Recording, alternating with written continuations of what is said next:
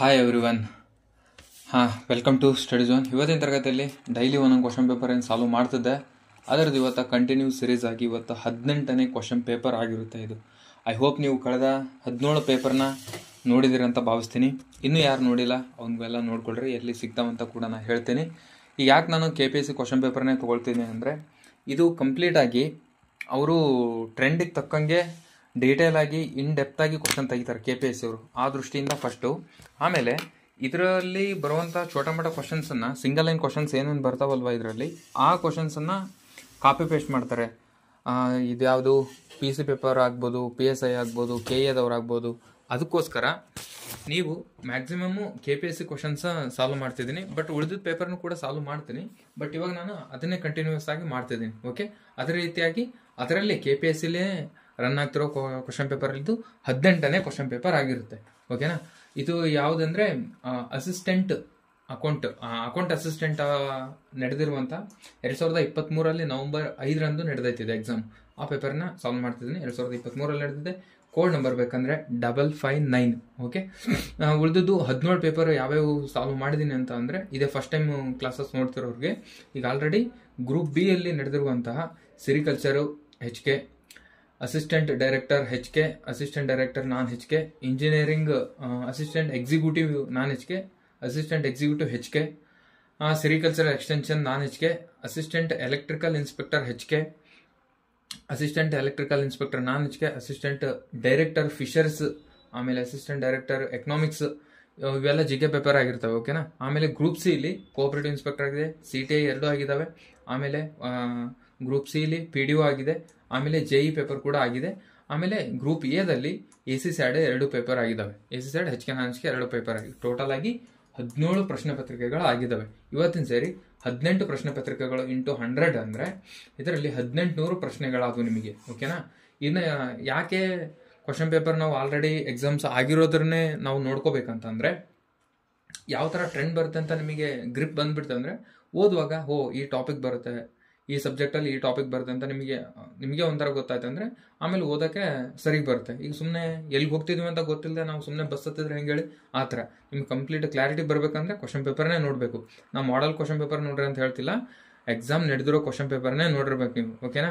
ಅದೇ ನಿಮಗೆ ದಾರಿದೀಪ. ಯಾರನ್ನ ನಂಬೋ ಅವಶ್ಯಕತೆ ಇಲ್ಲ. ನೀವು ಅದನ್ನು ನಂಬಿದ್ರೆ ಸಾಕು ನೀವು. ಯಾಕಂದರೆ ಅವ್ರು ಹೇಗೆ ಬರ್ತೈತೆ, ನೆಕ್ಸ್ಟ್ ಪೇಪರ್ ಹೆಂಗೆ ಬರ್ತಾವಂತ ಅವರು ಅಲ್ಲಿ ಡಿಸೈಡ್ ಮಾಡಿಬಿಡ್ತಾರಲ್ವ ಅವೆಲ್ಲ. ಓಕೆನಾ. ಈಗ 17 ಪೇಪರ್ ನಿಮ್ಗೆ ಎಲ್ಲಿ ಸಿಗ್ತೈತೆ ಅಂದರೆ, ನಾನು ಚಾನಲ್ ಓಪನ್ ಮಾಡಿದ್ರೆ ಇಲ್ಲಿ ನೀವು ಸಬ್ಸ್ಕ್ರೈಬ್ ಆಗಬೇಕು. ನನ್ನ ಚಾನಲ್ಗೆ ಸಬ್ಸ್ಕ್ರೈಬ್ ಆದಮೇಲೆ ಎಲ್ಲರೂ ಆಗಿರ್ತೀರಾ. ಆಗದೆ ಇದೆ ಫಸ್ಟ್ ನೋಡ್ತಿರೋರು, ಇನ್ಯಾರು ನನ್ನ ಚಾನಲ್ಗೆ ಸಬ್ಸ್ಕ್ರೈಬ್ ಆಗಿ ಡಿಸ್ಕ್ರಿಪ್ಷನಲ್ಲಿ ಲಿಂಕ್ ಇರುವಂಥ ಸ್ಟಡಿ ಝೋನ್ ಚಾನಲ್ಗೆ ಜಾಯ್ನ್ ಆದರೆ, ಟೆಲಿಗ್ರಾಮ್ ಚಾನಲ್ಗೆ ಜಾಯ್ನ್ ಆದರೆ ಅಲ್ಲಿ ನಿಮಗೆ ಈ ಕ್ವಶನ್ ಪೇಪರ್ PDF ಹಾಕ್ತೀನಿ. ಇಲ್ಲಿ ಜಾಯ್ನ್ ಅಂತ ಬಟನ್ ಇದೆ, ಇಲ್ಲಿ ಕ್ಲಿಕ್ ಮಾಡಿದರೆ ನೆಕ್ಸ್ಟ್ ನೀವು ಇಲ್ಲಿಗೆ ಬರ್ತೀರಾ. ಓಕೆನಾ. ಇಲ್ಲಿ ಬಂದಮೇಲೆ ಇದರಲ್ಲಿ 3ನೇ ಸ್ಟೆಪ್ ಇದೆ ನೋಡ್ರಿ. ಇಲ್ಲಿ GK ಓಲ್ಡ್ ಪ್ರಶ್ನೆ ಪತ್ರಿಕೆ ಅಂತಂದು ಇಲ್ಲಿ ಆಲ್ರೆಡಿ 15 ಕ್ವಶನ್ ಪೇಪರ್ನ ಅಪ್ಲೋಡ್ ಮಾಡಿದ್ದೀನಿ ನಾನು. 15 ಪ್ಲಸ್ 16 ಕ್ವಶನ್ ಪೇಪರ್ ಇದ್ದಾವೆ ಇದರೊಳಗೆ. ಓಕೆನಾ. ಇಷ್ಟು ಕ್ವಶನ್ ಪೇಪರ್ನ ನೀವು ನೋಡ್ಬೇಕಂದ್ರೆ ಇಲ್ಲಿಗೆ ಜಾಯ್ನ್ ಆಗಬೇಕು. ನೀವು ಜಾಯ್ನ್ ಆದರೆ ಇಷ್ಟು ಕ್ವಶನ್ ಪೇಪರ್ನ ನೋಡ್ಬೋದು. ಓಕೆನಾ. ಇವತ್ತಿನ ಗ್ರೂಪ್ ಸಿ ಪೇಪರ್ ಯಾವುದಂದ್ರೆ, ಅದೇ ಅಕೌಂಟ್ ಅಸಿಸ್ಟೆಂಟ್ ಆಗಿರೋ ಅದರ ಪೇಪರ್ ಆಗಿರುತ್ತೆ. ಓಕೆನಾ. ಇದು ಫಸ್ಟ್ನೇ ಕ್ವಶನ್ ಏನಿದೆ, ಪ್ರತಿ ವರ್ಷ ಯಾವ ದಿನದಂದು ರಾಷ್ಟ್ರೀಯ ಪಂಚಾಯತ್ ರಾಜ್ ದಿನವನ್ನು ಆಚರಿಸಲಾಗುತ್ತದೆ ಅಂತ ಹೇಳಿದಾನೆ. ಏಪ್ರಿಲ್ 24 ರಾಷ್ಟ್ರೀಯ ಪಂಚಾಯತ್ ದಿನವನ್ನು ಆಚರಣೆ ಮಾಡ್ತಾರೆ. ಯಾಕೆ ನಾನು ಇವತ್ತಿ ನಿಮಗೆ ಇದೇ ಕ್ವಶನ್ ಪೇಪರ್ನ ಸಾಲ್ವ್ ಮಾಡಿ ಅಂತ ಹೇಳ್ತಿದ್ದೆ ಅಂದರೆ, ನೀವು ಅಲ್ಲಿ ಜಾಯ್ನ್ ಆಗ್ರಿ ಬಿಡಿ, ನನಗೆ ಅದು ಬೇಡ. ನನಗೆ ನೀವು ಆದರೂ ಚಲೋ, ಆಗದೆ ಇದ್ರೂ ನೀವು ಹಂಗೆ ಓದ್ಕೊಂತೀರ ಅಂದ್ರೂ ಓದ್ಕೊಳ್ಳಿ. ಓಕೆನಾ. ಬಟ್ ಏನಂದ್ರೆ, ನೀವು ಪ್ರಿಂಟೆಡ್ ಅಂದರೆ KPSC ನಡೆಸಿರ್ಬೋದು ಅಂಥ ಕ್ವಶನ್ ಪೇಪರ್ನ, ಮೇನ್ ಕ್ವಶನ್ ಪೇಪರ್ನ, ಎಕ್ಸಾಮಲ್ಲಿ ಕೇಳಿರೋ ಕ್ವಶನ್ ಪೇಪರ್ನೇ ಅದೇ ಪೇಪರ್ನ ಪ್ರಿಂಟ್ ತೆಗೆದು ಓದ್ಕೊಳ್ಳಿ. ಆಮೇಲೆ ಫುಲ್ ಸೀಟ್ ತೆಗೆಸ್ಕೊಂಡು ಓದ್ಕೊಳ್ಳಿ. ಅದರಲ್ಲಿ ಅರ್ಧಂಬರ್ಧ 2 ಸೇರಿಸ್ಕೊಂಡು ಅದರೊಳಗೆ ಮಿಕ್ಸ್ ಮಾಡ್ಕೊಂಡು ಹಂಗೆ ಓದ್ಬೇಡಿ. ಕಂಪಲ್ಸರಿ KPSC ಪೇಪರ್ನ ಕನ್ನಡ ಪ್ಲಸ್ ಇಂಗ್ಲೀಷ್ 2 ತಗೊಂಡು ಓದ್ಕೊಳ್ಳಿ. ಓಕೆನಾ. ಆಮೇಲೆ ಸೈಡ್ ಜಾಗ ಇರ್ತಲ್ಲ, ಇಲ್ಲೆಲ್ಲ ಬರ್ಕೊಂಡ್ಬಿಡ್ಬೇಕು. ಈಗ ಹೇಳಿದೆ ನಾನು ಏಪ್ರಿಲ್ 24 ಅಂತ ಹೇಳಿದೆ. ಯಾವಾಗಿಂದ ಸ್ಟಾರ್ಟ್ ಮಾಡ್ತಿದ್ದಾರೆ 1 ಪಾಯಿಂಟ್ ಹೇಳ್ತೀನಿ.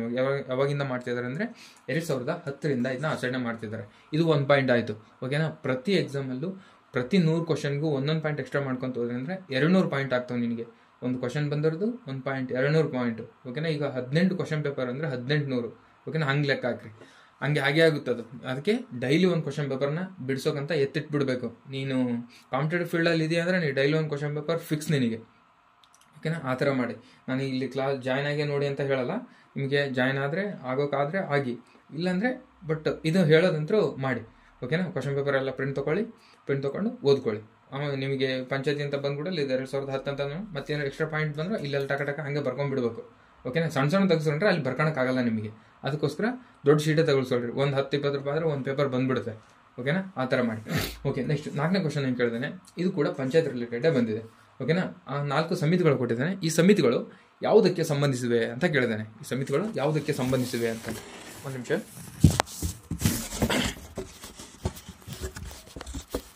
ಸಮಿತಿಗಳು ಯಾವುದಕ್ಕೆ ಸಂಬಂಧಿಸಿವೆ ಅಂದರೆ ಯಾವ ವರ್ಷ ಸ್ಥಾಪನೆ ಆಗಿದ್ದಾವೆ ಅಂತ. ಜಿ.ವಿ.ಕೆ. ರಾವ್ ಸಮಿತಿ ಈ ಫಸ್ಟ್ನೇದು. ಜಿ.ವಿ.ಕೆ. ರಾವ್ ಸಮಿತಿ ಅಂತ ಕೇಳಿದೆ. ಜಿ.ವಿ.ಕೆ. ರಾವ್ ಸಮಿತಿ ಯಾವಾಗ ಬರುತ್ತೆ? 1985 ಬರುತ್ತೆ. ಜಿ.ವಿ.ಕೆ. ರಾವ್ ಸಮಿತಿ 1985. ಆಮೇಲೆ ಎಲ್.ಎಂ. ಸಿಂಘ್ವಿ ಸಮಿತಿ ಬರುತ್ತೆ. ಎಲ್.ಎಂ. ಸಿಂಘ್ವಿ ಸಮಿತಿ ಯಾವಾಗ ಬರುತ್ತೆ ಅಂದರೆ 1986. ಎಲ್.ಎಂ. ಸಿಂಘ್ವಿ 1986. ಆಮೇಲೆ ಅಶೋಕ್ ಮೆಹ್ತಾ ಸಮಿತಿ 1977. 1988 ಗಾಡ್ಗಿಲ್ ಸಮಿತಿ. ಓಕೆ, ಇವಿಷ್ಟು ಇಂಪಾರ್ಟೆಂಟು. ಪಂಚಾಯತ್ ಬಗ್ಗೆ ಯಾವಾಗಲೂ ಪ್ರತಿ ಎಕ್ಸಾಮಲ್ಲೂ KPS ಅಂತ ಫಿಕ್ಸ್ ಅವ್ರದ್ದು. ಪಂಚಾಯತ್ ಬಗ್ಗೆ ಕ್ವಶನ್ ಇಲ್ಲದೆ ಅವ್ರು ಪೇಪರೇ ಪ್ರಿಂಟ್ ಆಗಲ್ಲ. ಓಕೆನಾ? ಇಂಥವು ಯೂನಿಕ್ ಟಾಪಿಕ್ಸ್ ಇರ್ತವೆ. ಅಂಥ ಯೂನಿಕ್ ಟಾಪಿಕ್ಸ್ನ ನೀವು ಫೈಂಡ್ ಔಟ್ ಮಾಡ್ಕೊಂಡು ಓದ್ಕೋಬೇಕು. ತಿರ್ಗಾ ಅಲ್ಲೇ ಓದಬೇಕು.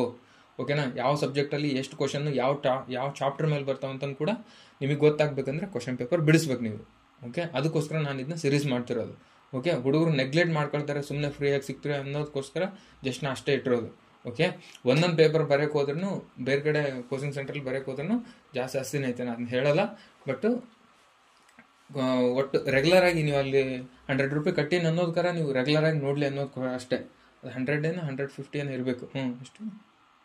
159 159 ರೂಪಾಯಿ ಕಟ್ಟಿನ ಅನ್ನೋದಕ್ಕಾದ್ರೆ ನೀವು ರೆಗ್ಯುಲರಾಗಿ ಕ್ಲಾಸ್ ನೋಡಬೇಕು ಅನ್ನೋದಕ್ಕೆ, ಅದ್ರ ದೃಷ್ಟಿಯಿಂದ ಅಷ್ಟೇ. ನಾನು 150 ರೂಪಾಯಿ ಕಟ್ಟಿನಲ್ಲಪ್ಪ ಅನ್ನೋದಕ್ಕಾರ ನೋಡಲಿ ನೀವು ಅನ್ನೋದಕ್ಕೆ ಅದು ಮಾಡಿರೋದು. ಅದು ಬಿಟ್ಟು ನಾನು 150 ರೂಪಾಯಿ ನಾನೇನು ದೊಡ್ಡ ಸಾವುಕಾರ ಆಗೋದಿಲ್ಲ, ನೀವು ಏನು ಜಾಸ್ತಿ ಕಳ್ಕೊಳೋದಿಲ್ಲ. ಅದು ಹೋಗಿ ಅರ್ಥ ಆಗ್ತೈತೆ ಅಂತ ಭಾವಿಸ್ತೀನಿ. ಓಕೆ, 2ನೇ ಕ್ವಶನ್ ಏನು ಕೇಳಿದ್ದೇನೆ, ಭಾರತದಲ್ಲಿ ಮೊದಲ ಅಗ್ರಿಕಲ್ಚರಲ್ ಕ್ರೆಡಿಟ್ ಜಗತ್ತಿನಲ್ಲಿ ಫ್ರೀ ಕೊಟ್ಬಿಟ್ರೆ ಅದಕ್ಕೆ ಬೆಲೆ ಇರೋದಿಲ್ಲ. ಅದಕ್ಕೋಸ್ಕರ ಅಷ್ಟೇ ಮಾಡಿರೋದು. ಓಕೆ, ಬೇರೆ ಅಂದರೆ ನೀವು ಹಾಗೆ ಸುಮ್ಮನೆ ಪೇಪರ್ ತೊಗೊಂಡು ಬಿಡಿಸ್ಕೊಂಡು ನೋಡ್ಕೊಳ್ಬೇಕಾದ್ರೆ. ಭಾರತದಲ್ಲಿ ಮೊದಲ ಅಗ್ರಿಕಲ್ಚರಲ್ ಕ್ರೆಡಿಟ್ ಕೋಆಪರೇಟಿವ್ ಸೊಸೈಟಿ ಸ್ಥಾಪಿಸಿದವರು ಯಾರು? ಇದಕ್ಕೆ ರೈಟ್ ಆನ್ಸರ್ ಅಂದರೆ ಸಿದ್ದನಗೌಡ ಸಣ್ಣ ರಾಮನಗೌಡ ಪಾಟೀಲ್. ಓಕೆ, ಇದನ್ನು ಯಾವಾಗ ಮಾಡಿದ್ರು ಅಂತಂದರೆ 1905ರಲ್ಲಿ ಸ್ಥಾಪನೆ ಮಾಡ್ತಾರೆ. ಯಾವಾಗ? 1905ರಲ್ಲಿ ಸಿದ್ದನಗೌಡ ಸಣ್ಣ ರಾಮನಗೌಡ ಪಾಟೀಲ್. ಹಾಗಾದರೆ ಇದನ್ನು ಎಲ್ಲಿ ಸ್ಥಾಪನೆ ಮಾಡಿದರು ಅಂತ ನನಗೆ ಕಮೆಂಟಲ್ಲಿ ಹೇಳಿ, ಎಲ್ಲಿ ಸ್ಥಾಪನೆ ಮಾಡಿದರು ಅಂತ. ನೆಕ್ಸ್ಟ್ 3ನೇ ಕ್ವಶನ್ ಏನು ಕೇಳಿದಾನೆ, ಗ್ರಾಮ ಪಂಚಾಯತ್ಗಳಲ್ಲಿ ಹಣಕಾಸು ಲೆಕ್ಕಪತ್ರ ನಿರ್ವಹಣೆ ಮತ್ತು ಮಾನವ ಸಂಪನ್ಮೂಲಗಳ ನಿರ್ವಹಣೆಗಾಗಿ ಯಾವ ಸಾಫ್ಟ್ವೇರನ್ನು ಅಭಿವೃದ್ಧಿಪಡಿಸಲಾಗಿದೆ ಅಂತಂದರೆ ಇದಕ್ಕೆ ರೈಟ್ ಆನ್ಸರು 3ನೇ ಕ್ವಶನ್ಗೆ ಪಂಚತಂತ್ರ. ಓಕೆನಾ? ಪಂಚತಂತ್ರ ಈಗ ರನ್ನಿಂಗ್ ಇದು. ಪಂಚತಂತ್ರ 2.0 ಅಂತ ಕೂಡ ನೆಕ್ಸ್ಟ್ ಅಪ್ಡೇಟ್ ವರ್ಷನ್ ಕೂಡ ಬಂದಿದೆ ಅದರದ್ದು. ಓಕೆ, ನೆಕ್ಸ್ಟ್ ಈ ಕ್ವಶನ್ ಆಯ್ತಲ್ಲ. ನೆಕ್ಸ್ಟು ಯಾವುದಿದೆ, ಪಂಚಾಯತ್ ರಾಜ್ ಕಾಯ್ದೆ ಯಾವ ವಿಭಾಗದಲ್ಲಿ ಉದ್ಯೋಗಿಗಳ ನೇಮಕಾತಿ ಮತ್ತು ನಿಯಂತ್ರಣದ ಬಗ್ಗೆ ಉಲ್ಲೇಖ ನೀಡಲಾಗಿದೆ ಅಂದರೆ 113ನೇ ವಿಭಾಗ. ನೆಕ್ಸ್ಟ್ ಕೆಳಗಿನವುಗಳಲ್ಲಿ ಯಾವುದು ಕೃಷ್ಣಾ ನದಿಯ ಉಪನದಿ ಅಲ್ಲ ಅಂದರೆ ಹಿರಣ್ಯಕೇಶಿ, ಕೊಯ್ನಾ, ಪಂಚಗಂಗಾ, ಶಿಂಷಾ ಅಂತ ಕೊಡ್ತೀನಿ. ಹಾಗಾದರೆ ಕೃಷ್ಣಾ ನದಿಯ ಉಪನದಿಗಳು ಯಾವ್ಯಾವು ಅಂತ ನೋಡಬೇಕು.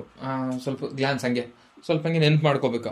ನಿಮ್ಮ ಪೇಪರಲ್ಲಿ ಹಿಂಗೆ ಫುಲ್ ಶೀಟ್ ತೆಗೆಸ್ಕೊಂಡ್ರೆ ಇಲ್ಲಿ ಬರುತ್ತೆ ಭೀಮಾ, ತುಂಗಭದ್ರಾ, ನೆಕ್ಸ್ಟು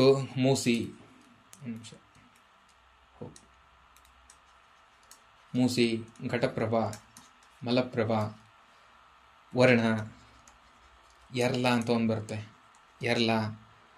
ದೂದ್ಗಂಗಾ. ಓಕೆನಾ?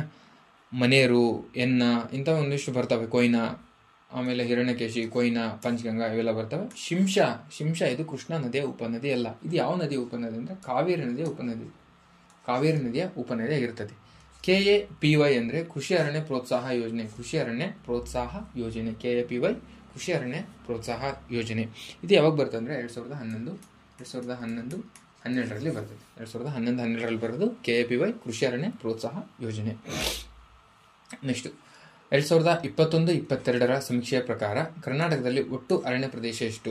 ಇದು 2021-22 ಡಾಟಾ ಪ್ರಕಾರ ಫಸ್ಟ್ ಆಪ್ಷನ್ ರೈಟ್. ಈಗ ಅಪ್ಡೇಟ್ ವರ್ಷನ್ ಹಂಗೆ ನೋಡ್ಕೊಂತ ಹೋಗ್ಬೇಕು ನೀವು. ಓಕೆ, ನೆಕ್ಸ್ಟ್ 2010 ಕ್ವಶನ್ ಪೇಪರ್ ಯಾಕೆ ಬಿಡಿಸ್ಬೇಕಂದ್ರೆ ಈಗ 2021-22 ಕೇಳಿದಾನೆ ಅಂದರೆ ಇದು 2023 ಪೇಪರು.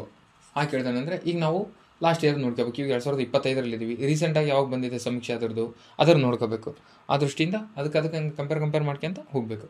ನೆಕ್ಸ್ಟ್ 10ನೇ ಕ್ವಶನ್, ಕರ್ನಾಟಕ ರಾಜ್ಯ ಮಾವು ಅಭಿವೃದ್ಧಿ ಮಾರಾಟ ನಿಗಮದ ಕೇಂದ್ರ ಕಚೇರಿ ಸ್ಥಳ ಇರುವ ಇದು ಎಲ್ಲಿ? ಕೇಂದ್ರ ಕಚೇರಿ ಎಲ್ಲಿದೆ ಅದರದ್ದು ಅಂತಂದರೆ ಇದು ಇರೋದು ಬೆಂಗಳೂರಿನಲ್ಲಿದೆ. ಇದು ಬಜೆಟಲ್ಲಿ ಬಂದಿರೋದು. ನೆಕ್ಸ್ಟ್ 8ನೇ ಕ್ವಶನ್, ಕರ್ನಾಟಕ ಗೃಹ ಮಂಡಳಿಯನ್ನು ಡ್ಯಾಶ್ ಅಲ್ಲಿ ಸ್ಥಾಪಿಸಲಾಯಿತು. 1962ರಲ್ಲಿ ಕರ್ನಾಟಕ ಗೃಹ ಮಂಡಳಿಯನ್ನು ಸ್ಥಾಪನೆ ಮಾಡಲಾಗ್ತದೆ. ನೆಕ್ಸ್ಟ್ 11ನೇ ಕ್ವಶನ್, ಭಾರತ ಆವಿಷ್ಕಾರ ಸೂಚ್ಯಂಕ 2022ರಲ್ಲಿ ಕರ್ನಾಟಕವು ಡ್ಯಾಶ್ ಸ್ಥಾನದಲ್ಲಿದೆ.